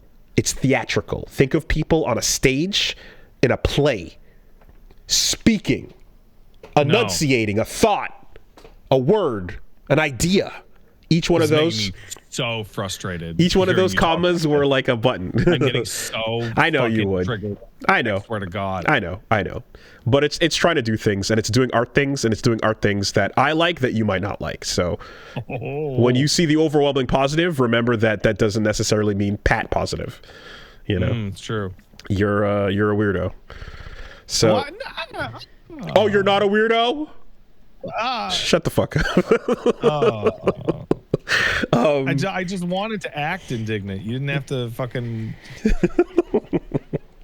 Yeah. So we're continuing a little bit of that, and you know, Cyberpunk and such over on Wooly Versus on YouTube and on Twitch, and yeah, Wooly Wolves on my socials as well. Let's take a quick word from our sponsors. Let's do it. This week, the podcast is sponsored by Shopify, a cha-ching sound effect. You drop that in there, and that's the sound of a sale. I remember back at the old house I was growing up in, they actually had like a cash register that had the little... Oh, I love those things. It's so cool! It feels fun to tactile press keypad buttons and hear the kring, you know, and then it cranks open. There's something to that. Well, those days are gone. But hey, if you are thinking about getting into an online business, if you want to set up your online business, or if you already have one and you want to take it to the next level, Shopify is the all-in-one commerce platform for you. Check them out. They're the #1 checkout on the planet.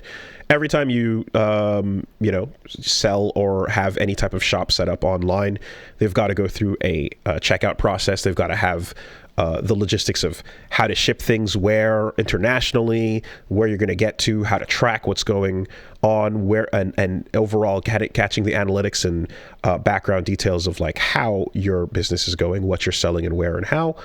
Shopify is what you need for that. They are the best at keeping track of what you're trying to sell and expanding it to whatever type of integrated website, whatever type of integrated social or feed that you're trying to reach as well.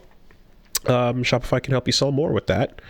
They certainly came in handy when we had to go from talking bullshit into a microphone to figuring out a t-shirt and how to get it to people. And that integration was fairly simple and easy and much appreciated. And yeah, from your first sale online to your millionth, holy shit, I can't believe it's actually working. Shopify is there with their award-winning customer service and support for you. So check them out. Upgrade your business and get the same checkout that we use. Sign up for your $1 per month trial at shopify.com/superbeast, all lowercase. Go to shopify.com/superbeast to upgrade your selling today. One more time, that is shopify.com/superbeast. Thank you, Shopify. Thanks, Shopify. This week, the podcast is also sponsored by Factor Meals. Oh, hey, Factor. You are talking about the ability to get chef-made, gourmet, ready-to-eat in 2 minutes, delivered straight to you. So your active, busy lifestyle, or lazy, like anytime you see active or busy, and you can just in brackets autocomplete, we know lazy. That's they got you covered on that. Whatever your dietary preferences are, whatever you're trying to get done, if you're doing Calorie Smart, if you're doing Protein Plus, if you're doing keto, they've got tons of options for you as well. Factor Keto has a particular number of meals that you can choose from for that style. And they've also got wholesome smoothies, breakfasts, grab-to-go snacks, and more add-ons as well. Up to 40 options across 8 dietary preferences on that menu each week to choose from. So variety is pretty good. I've noticed myself, even when I get into a good kick of eating good and eating right, I need something to mix it up every once in a while. When you get used to the same thing, it kind of starts to excite the brain a little bit less. So variety's the spice of life. It sure is. And so that is important. And hey, leave it to the professionals, leave it to the dietitians to prepare something that is going to taste good and be healthy for you. You can reach your goals with the ingredients you can trust and the convenience that can't be beat. Eat smart with Factor. Get started at factormeals.com/factorpodcast and use code FACTORPODCAST to get 50% off your first box plus free shipping. One more time, the code is FACTORPODCAST at factormeals.com/factorpodcast. And you'll get 50% off plus free shipping on your first box. Thank you, Factor. Thanks, Factor. And last but always certainly not least, this week the podcast is sponsored by Boot.dev. Boot.dev. I need to learn something. Help. The super cool way to learn programming. Really fun idea. And just, one of these concepts that I find super dope and I think could help. If there were more things in life that followed in the footsteps, pun intended, of Boot.dev. If you are trying to get into back-end web development and you want to get from start to finish, you want to get into learning how to use Python or Go programming languages, learning to code is a really challenging, daunting task, but doing so can lead to really good paying jobs and the freedom to create whatever you want. According to Stack Overflow, back-end developers in the US made over $100,000 as a median salary. So there's a lot of expertise that people need these days. And again, for me, I'm just thinking of the days of wanting to make games and get into, developing your own stuff. It's a really useful skill to have. The problem is that learning it can be boring, dry, can suck. If you have textbooks and your eyes glaze over, it can get very, very difficult. And let's be real, your TikTok attention span poisoned. It's over. You can't read a book. You can't read a book anymore. The original ways to learn things no longer work on your brain. Dopamine. And so that's where Boot.dev comes in handy, because learning to program is playing a game. The whole site is set up like an RPG, where you go through levels, you earn experience, you unlock achievements, you complete quests, and you compete for a top spot on the global leaderboard while going through different challenges that each level asks you to solve a programming or coding challenge. They've got a whole in-depth story to each arc of the plot. There's boss fights you can contribute to fighting and damaging while learning to code and while solving the problems together. In addition to having a very fun sort of setup, they've got a really active Discord community with real humans that can help you if you ever get stuck. And they're aware, of course, that if you're a student and you're trying to learn, you got to make sure that you're getting your money's worth. So they offer a 30-day no questions asked refund policy, and every course on the site has a free demo with its interactive features available as well. Yeah, that's not bad. So you can go and preview the entire thing, and yeah, see if it's right for you. It's a really generous and cool way to figure out, you know, if you want to get into this sort of thing. And if you do so, gamification, that's how you learn. The brain loves it. So get in there. It's a really cool way. It's the funnest way I've ever seen to learn how to program, and get yourself a good-ass job or make whatever you want. Programming is magic. You're learning how to cast spells. It makes sense that this whole thing is RPG setup, because you're real. It really is the equivalent of that, you know, in certain fictions and stuff. And in this case, when you're progressing through the lessons, you actually unlock a spell book that has a cheat sheet of links and notes that you can review at any time as well. So check them out. Go to boot.dev and use the code CastleSuperBeast, and you'll get 25% off your entire first year if you choose the annual plan. One more time, that's boot.dev and use the code CastleSuperBeast, and you'll get 25% off your entire first year if you choose the annual plan. Thank you, boot.dev. Thanks, boot.dev. Yeah. Yes, that is all one word. Alrighty. So, as I was saying earlier on, don't you worry about your Monster Hunter being cut short, because there's always Dauntless, the Monster Hunter-like that's been around for a couple years now, and has a very beloved fan base that people are enjoying. No, that game's been trashed forever. No, people are enjoying Dauntless. No, that game is straight garbage. You can shoot the guns, and you can. No, that game's fucking shit. So for whatever it's been shit the whole time. So that I it seems like there are people who will fight you on whether or not that be the case. It got way worse. It got way worse. One thing is clear. Yes, over time, and specifically with the last update in particular, it became completely it was dead in the water.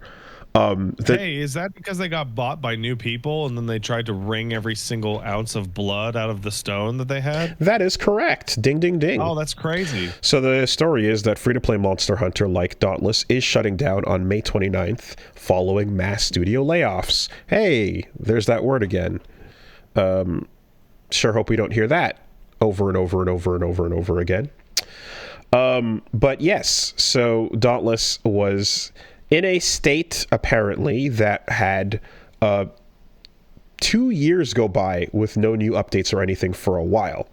What happened was, at some point, the company behind it, Phoenix Labs, got bought by a company called Garena, which basically bought out their studios. And after being with them for a while, Phoenix Labs bought themselves out of the deal. So they retained their own rights. And then with their freedom, they sold themselves to an NFT blockchain dev named Forte. With their freedom, they discovered that they too could kill themselves. I'm free! Give me that knife. And so what ends up happening in game is probably should I was gonna tell the story and then hit that point as the explanation after the fact, but it doesn't matter. After 2 years of nothing, they eventually did have a big update where they introduced something like one of the big new features was weapon switching mid-hunt, which was something you couldn't previously do before, and that sounded great. But the trade-off was every player's unlocked progression of and weapon unlocks were all taken away. Everything that you'd possibly spent hundreds of hours unlocking and such over the case of course of a free-to-play game you can imagine, got pulled away from everyone, and so you instead received tokens. It sunset me, boss. They sunset my ass. So depending on how much you had unlocked, you would receive tokens to make up for that progress. However, the token purchasing power could barely buy back 1 or 2 of the strongest weapons, or if you had a collection of them. And also now weapon subtypes were now limited to loot boxes. And the weapons that you were buying back that you could barely afford to buy back were unupgraded. And if you lost upgrades, which also took tons of time, you now had to go through hundreds of hunts worth of grinding to regain the same level that you were at before with said weapons and shit. So yeah, they took away what people had already gotten and then dropped in a token-based system. Of course they did. And then of course all the original devs by that point were fired. Everyone was laid off, and so it just kind of seems like the NFT blockchain dev decided to run one last grift on the game before shutting it down in May 29 on May 29th. Now, I want to be super clear. I'm going to say it again. These guys totally ruined an already bad game. Like, it was bad and not worth playing before, and then they ruined it more. There is something interesting about, like, when I was looking up, when I saw this story, and people who did like Dauntless were kind of overall were like, yeah, when the game stopped getting updated and we were still playing it, they were kind of expecting at some point it would just announce it would be shut down at some point. And they were kind of waiting, you know, for that while being fine with it, essentially being like, yeah, okay, I guess the you know, ride's coming to an end. But no one could have foreseen we're actively going to kill it harder and faster than you ever could have imagined with a nice big shit on the floor on the way out the door. So maybe this is the wrong battle to have right now, but we have some Dauntless fans in the chat and they like Dauntless, and that's fine. I hope you enjoyed it.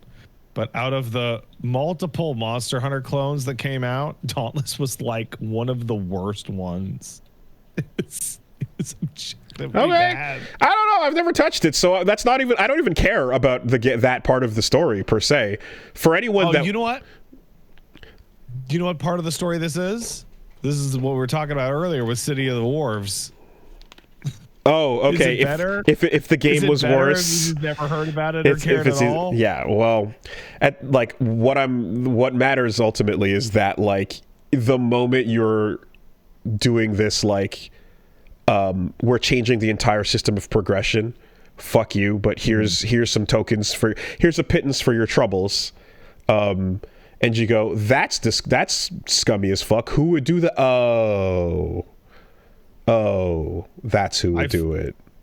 This game has been so cursed throughout its life because it got announced a long time ago, and it was like, hey guys, you know, they're never going to bring Monster Hunter to PC or to consoles ever again. It's just going to be handheld. So, you know what? We're going to make a Monster Hunter-like game that you can play on PC. And then, like, I feel like it was like 2 months before the game came out, World got announced. A Monster Hunter-style game you can play on PC like Wild Hearts? No, I'm talking about like 7-8 years ago, man. Oh, okay, a while ago. I'm talking pre-World. Okay. And then Monster Hunter World gets announced as, hey man, it's a Monster Hunter for consoles, like Dauntless, but it's actually Monster Hunter. Well, again, the timing couldn't be better to drop this right on Wild's o'clock. Yeah, those are probably related. I wonder if you'll be able to beat Monster Hunter Wild so fast that you'll be able to play Dauntless before it shuts down. You can play up until May 29th. Oh, then definitely, yeah, definitely. All right, so yeah, that's going on. Beyond that, what is going on with Destiny 2?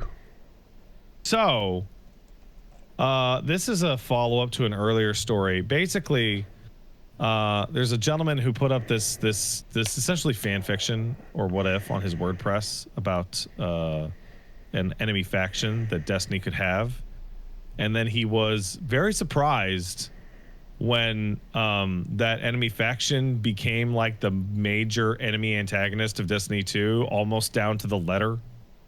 I believe it was like the Red Legion faction. And he's like, it really looks like they stole that shit off my WordPress page. And whether or not that's viable or not is not actually the part that's funny. It does. I read over some of it. It does really look like they fucking lifted it. But what's funny is that during the court case, they're submitting YouTuber My Name is Biff or Bife or his YouTube videos as proof of the details of the game's campaign, because the campaign no longer exists, and apparently Bungie doesn't even have videos of the campaign anymore. Wow. Yeah. Okay. So they're submitting Destiny's Vati video, Pat, lore videos as court case documents. Don't let anyone ever tell you that what you do is not important. It might be Exhibit A someday if the company themselves can't be asked to actually have footage of their own shit. That's incredible. Their own policies meant they couldn't go back and pull what they needed. I can't believe that they don't have a build or something that they actually deleted it. Like, what the fuck? I mean, I'm not gonna lie. If I can catch the words, Your Honor, I present Exhibit B, Heaven or Hell, Duel 2, Timeline of Guilty Gear X. I would be super pumped to fucking have that be the deciding factor in some kind of case. That's great. Oh yeah, it is total nonsense, and everything.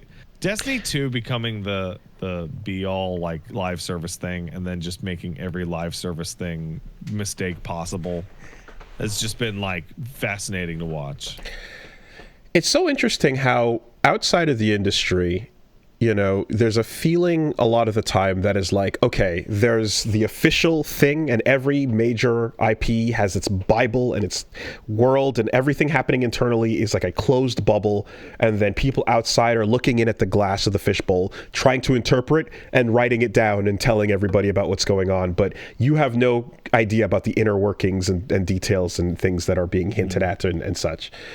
And then finding out that, like, fast forwarding a couple years, it's like, no, man, internally, when someone's writing something and they go, yeah, let me just YouTube what this YouTuber said about this thing in the last game, and then that's the canon, you know? Like, not everything has a Bible or a reference pointer or whatever. The shit that's going out there that the fans are discussing is the most in-depth parts of the entire IP. And the actual official shit is way more shallow, and nobody's in charge of or knows what's where. The video that is being referenced here is from 8 months ago, and it's the complete story of Destiny. Mm-hmm. Is it My Name is Bife? My mistake, everybody. But My Name is Bife has made a huge amount of success off of Destiny, and he has extraordinarily well-produced, complete, well-researched Destiny lore videos. It's very similar to like Vati video, just for Destiny. And a large part of the success of those videos is not just his incredible production and hot British voice, or Australian, it's on there, but it's the fact that the comparative difficulty of acquiring any of that information yourself is almost impossible. Okay, so it's one of those things. Yeah. Destiny 1's all of its codex, like its Mass Effect codex stuff, all the poetry, all the stories, all the details, all that was all on like a third-party website that you had to scan in game and then go to your account that you linked to it on a different website. Every single piece of interesting thing that you've heard about Destiny was from people learning it off of this guy's videos, because it's impossible to actually get it out of the game yourself. Yep. Hey, did you play the Pachinko Guilty Gear game? I did not. Then you're missing out on crucial lore. Did you browse the Miiverse? Then you're missing out on crucial Kirby lore. It's the only place to get it. I mean, there's tons of people saying things, but somebody just every, like, main antagonists, their backstories or what they do or how the religion of the main antagonist faction works is not available in the game.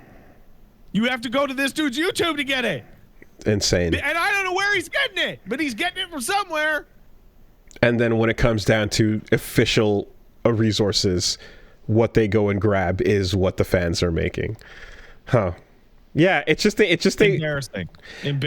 And this is any time that, like, an original writer or so is no longer around, and, like, things have moved on, and we're fast forwarding a decade or two into a franchise where, like, a whole new team are coming in and basically picking up and trying to get into writing a world or so.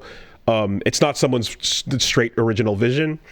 For sure, there's YouTubing going on.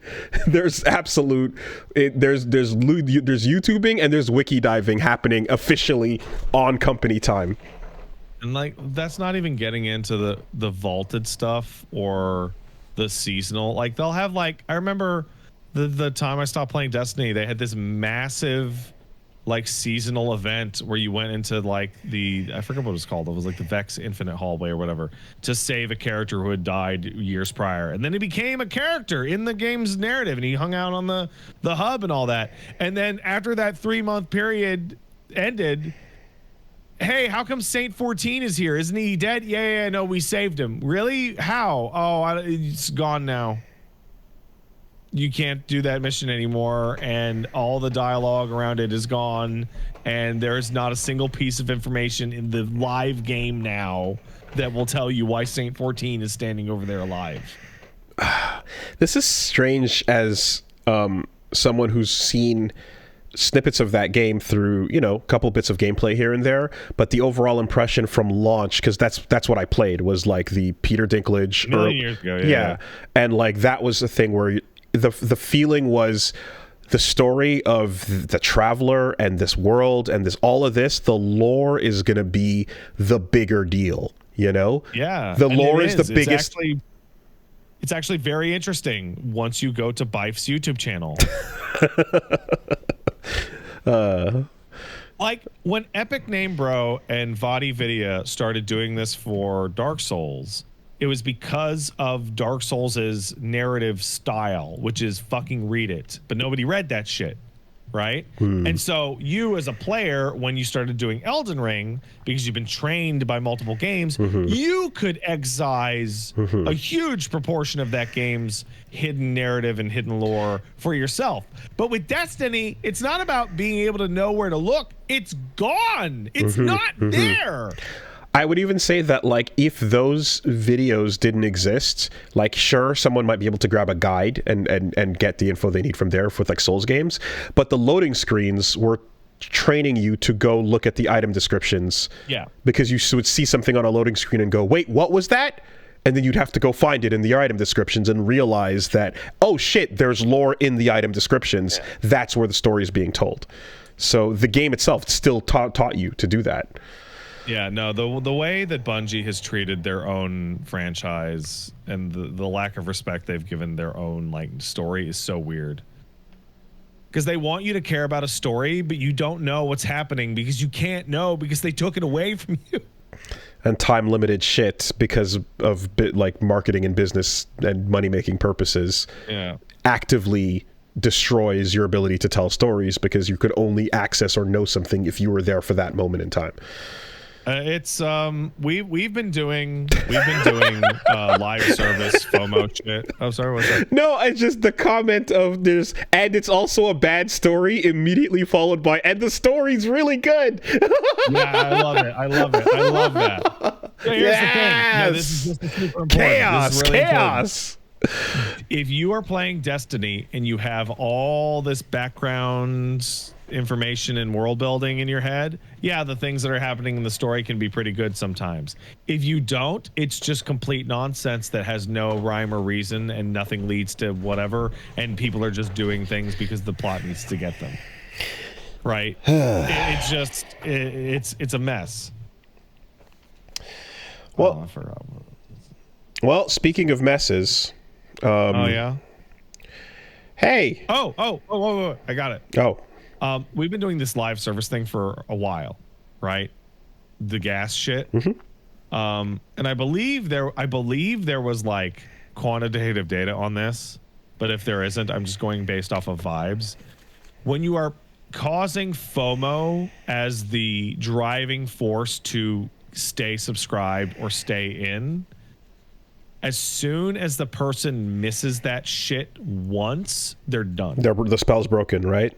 The spell is instantaneously broken. Yeah, we've talked. And they're done. We've talked about this with MMOs and such, because I despise FOMO as a motivator, you know. But yeah, that's that. I get it. Look at Marvel Rivals. I don't look at how I don't actually want to be here. I kind of was just stuck in a pattern. Oh yeah. So, speaking of messes, here I thought Wonder Woman died because of Kill the Justice League. That's true. Turns out it's actually just Warner Brothers Games doing the assassinating. So I saw someone in the chat mention that they work for Monolith, or rather worked for Monolith until this morning. Damn. And okay. I welcome you into the brotherhood of being fired by Warner Brothers. Big club. Big club. A lot of numbers in that club. So Monolith Productions, the Shadows of Mordor people, not to be confused with Monolith Soft, of the Monado fame, are being shut down by Warner Brothers Games. They're making huge cuts with that. Obviously, Player First Games, who are responsible for Multiversus, and WB Games San Diego as well. The Wonder Woman game that's been in development for a really long time is also canceled, of course. And all projects are shuttered. So hey, no more Batman, no more Shadow of War, no more Fear, no more. What happens to the Nemesis system? It's on patent until 2036. Okay, but now does that patent get dissolved? No. It's on patent until 2036. Warner Brothers as a company still exists. Yep. Therefore, and they don't have to use it until 2036. Damn. My eye, I'll never forgive you for taking my eye. Out that the Nemesis system does exist in other games, like it is in Warframe. It's just not called. It's just not called that. Oh, okay, all right. It's called the fucking Lich Kuva Lich system or whatever the fuck. It's the contextual revenge system. Like, yes, this is a design that video games can have. Do you think if anybody makes a story where like the player makes a choice over like something and then there's a get back over that later, they can get sued?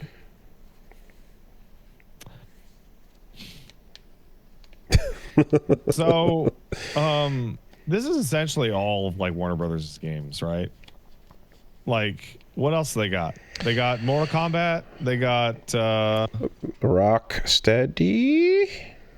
They said that Rocksteady's probably next because they canceled the Wonder Woman game on them. NetherRealm. Rocksteady and NetherRealm. MK is MK. Oh yeah, who made Harry Potter? I have no idea. But they're going to focus on Mortal Kombat, Harry Potter, and Game of Thrones, vital gaming franchises. Part of their statement. Hogwarts Legacy was developed by Avalanche and Shiver. Avalanche, is that the same folks that did Just Cause? Justice League Heroes? Who knows? You would. Yeah, I literally went into the studio to work on that game on a hit squad. So someone in the chat I went to fucking West Coast. Something out that's the most interesting part of the story because how devious and evil it is. So a couple years ago, when Warner Brothers started to clean house, people asked the lead on Multiverses, what does this mean for Multiverses? Right? This is like 23, I think, or early 24. To which he said, don't worry. And we talked about it on the podcast. Multiverses has a multi-year support contract with Warner Brothers. We're locked in, right? I'm sure you remember that. Well, Warner Brothers bought Player First Games last year in the summer, which means they now had a contract with themselves, which they no longer had to abide by. So buying Ready First was probably so they could fire them. Like, in order to kill Multiverses, they would need to own the company. Don't worry until it's time to worry. I'm sure the gamble was, but what if it comes back strong? What if it's fine? What if they come back and the whole thing's a huge success? I don't think it would have mattered the way that they're running things over WB. Well, using someone's services and then letting them go regardless of success or not success is starting to become more and more of a recognizable trend, certainly. Yeah, surprised Pikachu face. Those studios and getting shut down, and yeah, Player First, whether or not Multiverses, well, Multiverses having a long online service tail is always like one of those things that you can imagine, well, okay, we need someone to keep this going if it continues to make money, and the cost of keeping the servers up is worth it because of, you know, whatever the costs are. But that exact same playbook, well, guess what? We were talking about Marvel Rivals last week. NetEase is also making tons of cuts. NetEase is making some deep cuts. They are in a lot of places in the industry as well. And yeah, the decision to pull back to just China was not the only thing. So the studio Worlds Untold from that was by Mass Effect veteran Mac Walters got closed. Jar of Sparks, the Halo Infinite design boss Jerry Hook's team. Liquid Sword, the company founded by the creators of Just Cause. A lot of shit has been getting shut. Nagashi and Suda51 games are being told that they're not going to get any more time, any more money, and no, they won't get any advertising. And they're probably going to be shown the door the day those games came out. Remember, I was streaming a sponsored fucking Visions of Mana stream when they fired those people. Like, they did not even wait for the advertisement bump to finish. So, the story there is Yakuza creators' next game could be in trouble. So, It's not a cancellation announcement, but it certainly is a Put it out so we can be done with you. No additional funding. Yeah, exactly. And the idea that, like, no matter what happens, it's unlikely to meet expectations. But you know who's going to be fine, though? Who's going to be fine? Quantic Dream! Are they? Yeah. I didn't know that Quantic Dream was owned by NetEase, but they are. They are? They are! Quantic Dream The NetEase-owned developer behind Heavy Rain, Detroit, and the upcoming Star Wars Eclipse has broken its silence following the layoffs and shutdowns across numerous other NetEase studios. Upcoming Star Wars Eclipse. Get that. Right. In a statement posted, the Quantic Dream CEO, Guillaume de Fondemer, said that the studio's teams had not been impacted by NetEase's dramatic cuts, and they were continuing to develop projects at full pace. Yeah? Yeah. Are they? Show it.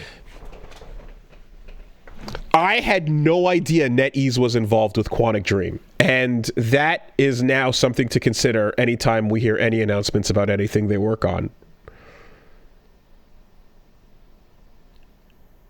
Also, that's another Disney connection that NetEase is making at a high level there. So if they're working with them on multiple projects and properties and being like, okay, who do you have that's big that can take this thing? That's why they took Star Wars and put it over there, and they took Marvel Comics and put it over here. Yeah. That checks out a little bit more with their like overall branding decisions. Man, that Star Wars game that they're making, apparently, that I don't believe is going to be really good. I bet when it comes out, it's not going to come out.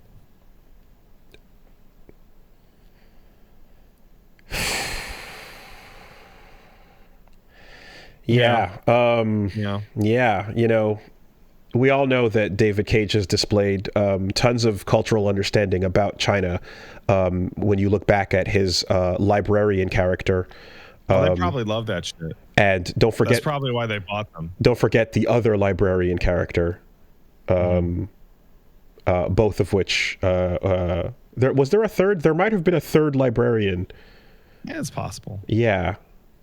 With the voice and the teeth and the hat and everything, like all in. Dude, I just want to put this back out into the airwaves that like Star Wars Eclipse got fucking announced, and then the very first piece of news after that from Quantic Dream was, we are having an incredibly difficult time staffing up because of all the lawsuits. Nah, full force, guys. Full force. Full steam ahead. Yeah. Oh, and then the piece of news after that was that they were modeling full actor bodies naked without permission. After showing up with a stalker journal to the first meeting. It's fine. Yeah. Sacre bleu. Damn. Hope David Cage can ease his way out of that. Anyway, whatever the case is. Also, speaking on side note on that, apparently there's a not Detroit, not Heavy. God, what the fuck is it called? Not Detroit, not Heavy Rain. Beyond Two Souls. Apparently Elliot Page has like got the rights to a movie for that or something, and so there might actually be like a film production or something. So we'll see whatever. But it's already like a movie. Why bother, Elliot? It's already a movie. I gotta take a quick break. I'm being messaged by the ghost of myself. You'll excuse me. PRP.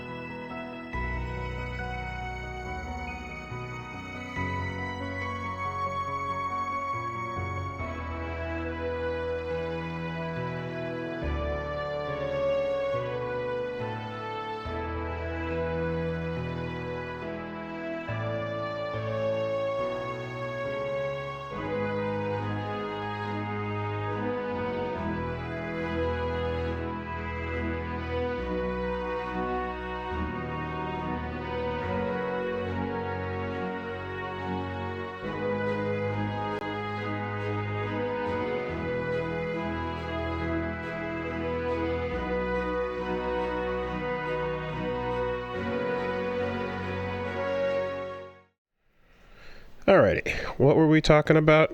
Don't work in the games business.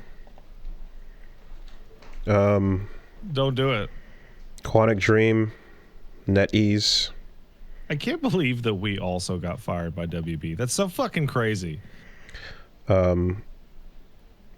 Chinese underwater ghost layoffs.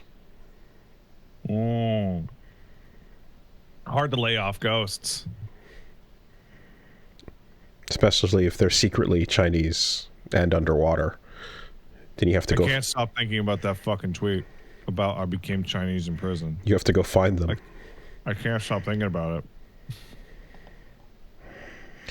All right. Well, that aside, I guess there's some announcements for some new stuff. Apparently, well, actually, we kind of knew this already, but Konami and Bloober Team are working on a new game following the success of Silent Hill 2. Silent Hill 3. Based on Konami's IP, but not explicitly confirmed to be SH. It's Silent Hill 3.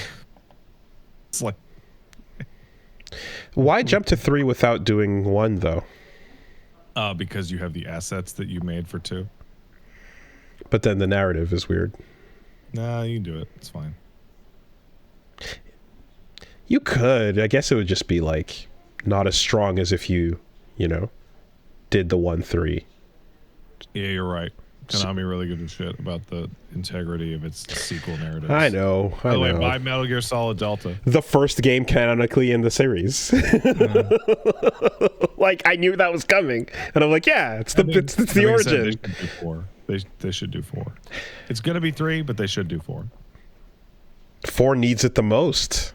Well, everyone asks, like, hey, we got an email about this. Why don't they make remakes of bad games? It's like, well, because there's shit. No one loves them. But like MGS4 and Silent Hill 4, both bad games. Right. We had this discussion and we talked about Devil May Cry 2. Yeah.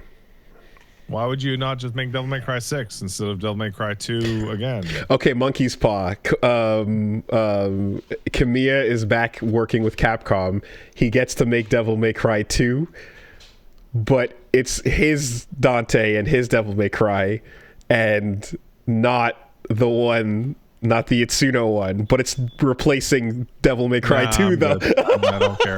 No. It's not the ones we know and love, but it's replacing the worst game because that's the only game he canonically, yeah. That's what a weird situation there. That's funny. If they did do that, it should be called Devil May Cry 2, but it should be spelled T-O-O. T-O-O. It's just because, like, even if DMC2 was good, like, you know that Kamiya would just... best game, dude. But, like, he would still want to just replace 2 anyway, because it's like, my game stopped with 1, so... we saw that. Seems like Tony Hawk is gonna be... is teasing 3+4 remake. Oh, fucking thank God. It's now... That was such a bummer. It was rated in Singapore as well, so it's pretty much confirmed. You know, I own Tony Hawk Pro Skater 1 and 2, the remake, and I've never even bothered to boot it. Oh, yeah? Damn. Why? So I can just get super mad about how I can't stream it? Yeah. Yeah. Like, there's that. Well, you do it for yourself, I suppose. No, I don't do that anymore. You don't do that anymore. Fuck yourself. Fuck having fun alone. I'm playing KCD 1 so I can stream KCD 2. I'm one of those folks that has way more attachment to 4 than to 3. Really? Because I didn't have 3. I got 2. Well, then that's when Revert came in for you, and that's all that matters. Yep, I completely missed 3, and then I went back to it after, but I got 4 when it was on GameCube. You know, so because I missed it, it's just I have no major attachment to it or the soundtrack. It's like a bit of a, a blank space. And then we had that Canada map. That was cool. Whatever happens, as long as we eventually get to Thug. And oh no, that's... I feel like the world needs to know about Eric Sparrow. And you are dreaming. Here's the thing, Tony Hawk needs a paycheck, man. I'm fine. Do what you got to do. He? Yeah, Does he? He's got a podcast. He's out there figuring it out. He's not skating anymore to the fullest extent. Skateboard company. He's doing his thing. I think Tony Hawk is fine, man. I think he's doing great. I guess maybe it's more about God, what's his name? This podcast is over, apparently. The one with the wolf. What's his name? Fuck. Yeah. Anyway, it's gone.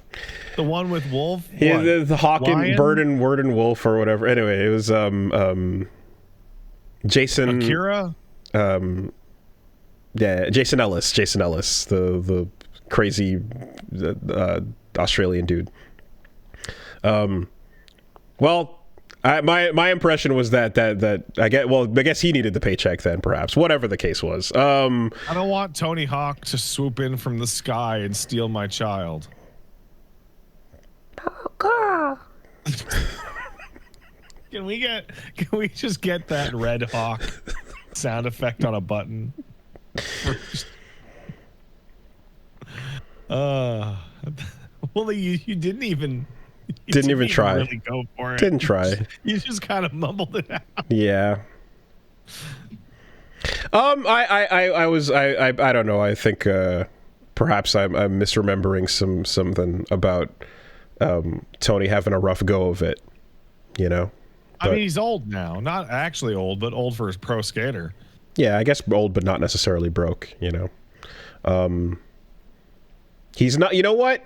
He's doing better than Bam Margera.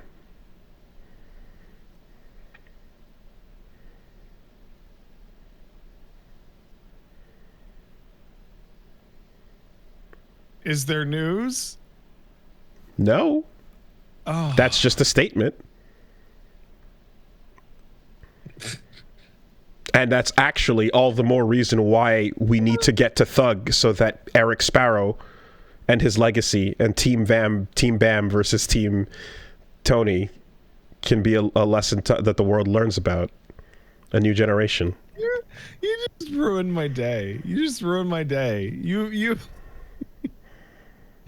made me think that the next piece of news was going to be about Bam Margera. I got so excited. Did you see how excited I got? You got very excited. It was almost as if Bam was a member of the royal family. I'm kind of surprised. Almost. Oh no, I know at least one friend of mine that's going to have the same reaction listening to this podcast. What the shit was that? Oh, I don't like Bam Margera. Okay. And like I every time I see the phrase Bam Margera on an article, I'm like, oh, David dies in jail or something. Jesus, Bam. It's getting crazy out here. Maybe I'm crazy, but I remember watching like the Bam Margera on Jackass and being like, nah. He's really mean to Phil. I was like around his age and just being like, come on. But as a teenage white boy, you were supposed to be way into that. No, how did it not work on you? He went way too far, dude. Mm-hmm. Jesus, way Bam. Too far. The hell? Getting crazy out here. Anyway, you see Anna Williams? She's back in Tekken 8. She has a rocket launcher and Juri's hairstyle. She also got younger again? Oh, they don't age. Out? They don't age. Oh, right, because of the freezing process. You know. Yeah, she looks cool, man. I feel as if the Juri hair is like, that's a choice, you know. Of course it is. But hey, the rocket launcher is now part of her kit in the way that Nina's got the guns. And you know what? Nina fucking deserves it. So fine. Hit her ass with the stinger. She murdered your husband on your wedding day. That was awesome. Like, She was right. Nina super deserves everything she has coming. You know, like Anna's the crazy kind of like yandere energy one. She's all like laughing and sultry and going nuts, while Nina's all stoic. But like, Nina fucking deserves everything she has coming. The best thing Nina ever did was give birth to a more fun playable character. That's fucking the way that sentence should have ended. Like, there's one ending to that sentence. Damn straight. All right. Let's take some letters. If you want to send in a letter, send it to castlesuperbeastmail@gmail.com. That's castlesuperbeast. Wait, fuck it. My head is splitting. I feel like I'm going to die. Apologies. castlesuperbeastmail@gmail.com. Is that the right email? Yep. We got one coming in from Dragon86. Says, hello, Swirl Gamer and Small Gamer. Mm-hmm. Oh, Swollen Small. I recently learned through Eurogamer how Valve have banned a game forcing players to watch ads, and they reiterated their stance about in-game ads and how they won't allow that on the platform. True, we did talk about that. They've already had the anti-mobile game style thing. From a PC gamer's perspective, this is obviously great, but I'm thinking that this is Valve trying to cut a problem off at the pass. Absolutely. The inevitable response from gamers to unskippable in-game ads is to take to the high seas, or to just not play those games entirely, which would reduce the number of sales and cut into the health of the industry. I don't know about that part. It's got me thinking. You're thinking a little bit too far ahead on that. Yeah. I'm not that second conclusion. I don't agree with. This got me thinking. The first conclusion is rock solid, which is they looked at it and go, "Oh, this is going to be a fucking problem." Gross. This got me thinking about how the big corps like Mega, like Microsoft, Nvidia, Sony, etc., are pushing people into using their game streaming services, and how other streaming services like Amazon and Netflix have pushed ads in their lower paid tiers. Do you think it's a guarantee that ads are coming to Game Pass / GeForce Now / PlayStation streaming, and how bad do you think the response is going to be? No, I don't think it's inevitable at all. I think it is the single most likely audience to quit and pirate. Like it is the most informed audience in their ability to just give up on the whole system. And furthermore, I will say that alongside that, the likelihood to see various companies trying to test the waters is high. But it will be I think it'll show very clearly after a certain point that, like, yeah, the rejection will be through the roof on that. Phones created that type of environment, and then, like, the phone game market kind of didn't emulate console gaming from the jump. It came into and created a whole business around quick serve mini games that have a different purpose entirely, and it's a parallel game industry. You know, it doesn't run the same way. It doesn't have the same base core concepts. I think, and like, even mobile games just don't do it that much anymore. Like, the shittier, more garbo ones do it. Mm-hmm. You're gonna see testing of the waters. I'm seeing someone mention sports games have been doing it. Yeah, but see, that's the opposite of what I described. Sports game players are the most bought-in, captive audience of dumb fucks ever, because quality and, like, basic stability have not mattered to them at all. And so you go, hey, you know what? Watch 10 ads for Arby's, and they go, it's just like the football. But it's like when I have to look at Arby's at the football. Whoa. Well, if the ads are Super Bowl quality commercial, then, you know, hey, maybe you want to stick around and fucking whatever. Anyway. And hey, I want to. After you. Well, it was just to say that, like, that doesn't make that group of people exempt, because it's like that's still a part of what we're talking about, and there will be examples, like, for example, in sports games where you can probably get it, you can test the waters a little bit, you can see how that goes, right? There will be attempts to do this, because for sure, I'm sure a company like that, like an Amazon Games that has been struggling to launch forever, or to get anything off the ground. I've seen TVs now where it's like the TV is a big screen TV that's free, and there's a second screen underneath it that always has an ad, right? Like, that is something that they will continue to try for sure. But the ability for that to actually work broadly on a main console platform is highly limited, in my opinion.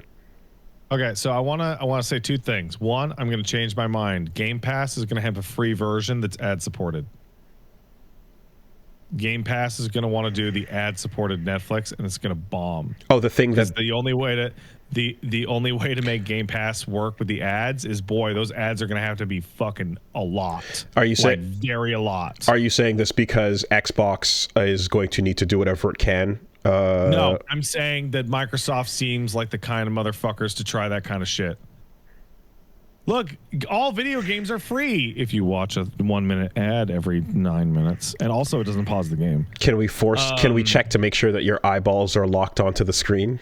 Yeah. And the second thing is that I want to be very clear. I hate people who play modern sports games so much, because I used to be one of them. And Wooly, you played Sega Genesis games.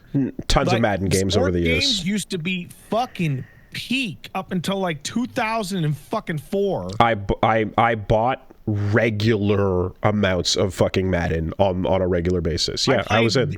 I was subscribed. Game I could get my fucking hands on. Mm-hmm. I knew the differences between Quarterback Club and Madden back in the day, and then the 2K franchise. Shit for decades. Mm-hmm. Decades mm-hmm. of the worst sports games. Mm-hmm. It's unbelievable. So all this to say, I think I would draw a distinction between seeing companies testing the waters and seeing it actually take off and work for them. I think those are two things that that are highly different probabilities. Let's take one over here from Hot Pink Bunny. Hello, Garrus and Fish Garrus. Oh, cool. Can I be Fish Garrus? I want to be Fish Garrus. Okay, I'll just be regular Garrus. Been having fun playing Avowed, but as Pat pointed out, it's noticeable that the devs were working on a smaller budget. The game's writing, however, does some heavy lifting to smooth that out.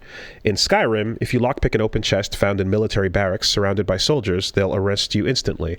In Avowed, if you're the king's envoy, then everyone has been told to just let you do whatever you want, so you can keep the contents of that chest after picking it open, and the soldiers don't budge. Can you think of other times where the devs smartly hid the game's budget? I mean, I don't know if I would call that smart. That just feels that's smart. That's just a contrivance. That just feels lazy. Because also, like, and then my brain goes, well, in Kingdom Come Deliverance too. People were confused about how the fucking crime system worked, because they were like, no one saw me break into this house and steal anything, until people figured out that if you walk out of an open door and an NPC sees you, they will then go search their house. And if they find shit missing, they will assume that you stole it. That's true. You just talked about the actual in-depth nature of that game by comparison. That seems extremely contrived. In Superman 64, Lex Luthor released kryptonite gas into the city, and that meant that you couldn't see Metropolis from more than a couple feet away, and that's why Superman had a hard time making it through Metropolis, but the plot wasn't integral to why you couldn't see beyond the draw distance of a couple feet. I have one for development budget, like performance budget. And I think about Metal Gear Solid 1, and I think about an interview with Kojumbo in which they asked him, why is the game so dark and why does it take place entirely at night? He's like, oh, because you can hide the really ugly parts of the textures in dark corners. There's always a seam that needs hiding. Stick it over there. Yeah, okay. Or you can make a really big, expensive texture that loads and makes the game way bigger. Yeah. Nah, fuck that.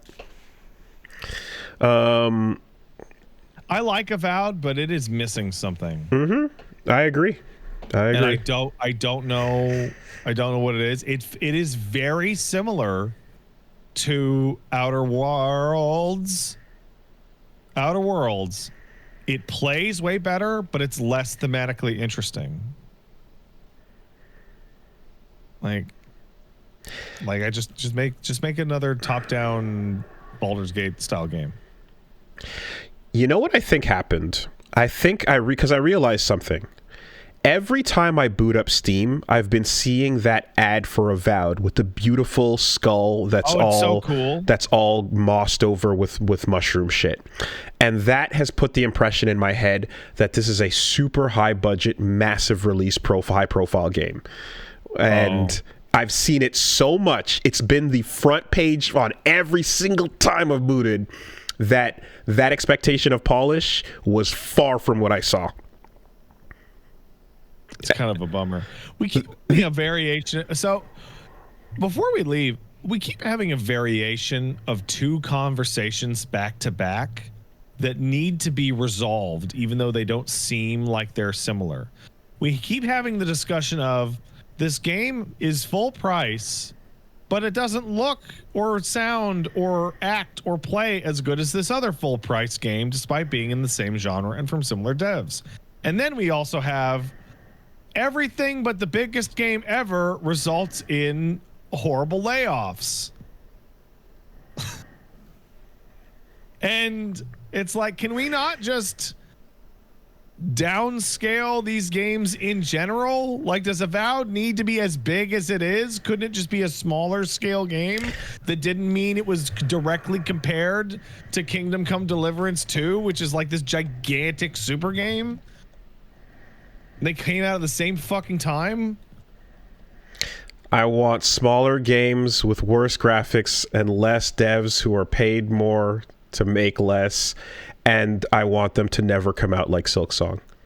Oh, you fucking bitch. You fucking bitch. Why you do this? You're mean. You're mean, man. Oopa.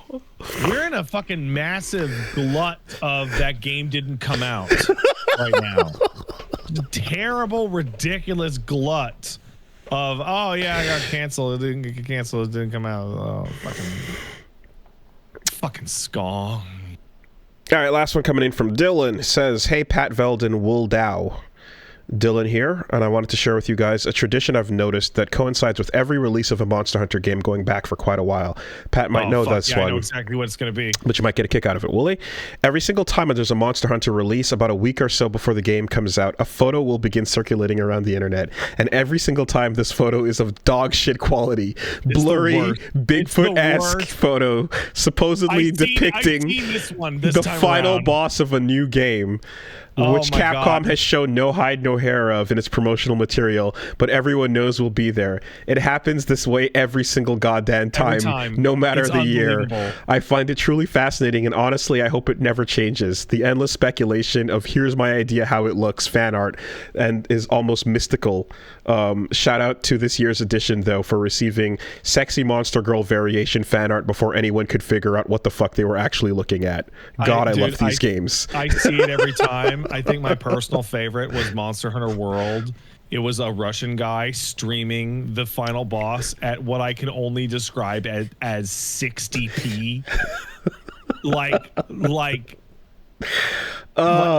If people who saw that stream know what I'm talking about. It was soup. It was absolute soup. It was impossible to tell. We live in a world of 8K images, resolutions that you can see the pores on the details of your characters, and still there's a little fucking JPEG that you gotta. So, dude, the one this one around, it's like I can't even describe its shape, and people are trying to use red lines to denote where the fucking the different parts of the body are. It's so fucking funny. Show me the glare of the fucking TV screen you captured this on. Let's go.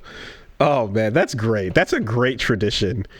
It is in fact every time. It's a really funny. And it's an actual photo, or is it like? Usually it is like a Nokia cell phone photo or some bullshit. It's always like it's always a photo with like a really bad phone camera that is at like an off angle from the TV, and the brightness or the saturation is so high that it fucks it up. The real hero is the one who captures direct feed footage and then fucks it up on deep fries it on purpose. I still think, and we said this before, so sorry if you all time, but the all-time greatest leak ever was Halo 3 in a barn. Halo in a barn. Halo in a barn. That was a fucking production. Oh yeah, oh yeah. And they never got caught either. No, you're gonna need to send a forensic team down to you. The Pinkertons are gonna have to identify which barn. Yeah, hell yeah, that's great. And what's funny is that I got to see what the Halo 3 palette looked like when it came into a game store, and it had anti-tamper shit all over the shipping palette. Like if it had like these colorful straps that were all over, that if you tried to finagle one out, it would be really obvious and they would snap open. You could see it was tampered with. I mean, if he went through, that leaker went through the trouble of like plugging a CRT TV into a barn and setting it up. Like, God bless. Have fun. Yeah. All right. All right, have a good week, everybody. Does the sexy monster variation of the final boss clue you in at all as to what to be expected here? Well, so there's variations on what goes on in Monster Hunter, and then there's there's like, are you looking at the photos? But nowadays we have the data miners. Pat, the correct answer was nightmare basil geese. Nightmare, not yet, but soon. Nightmare geese basil geese. Yeah, nightmare basil geese. Come on. I have a very bad headache. I'm on my low game right now. Goodbye. Goodbye, everyone.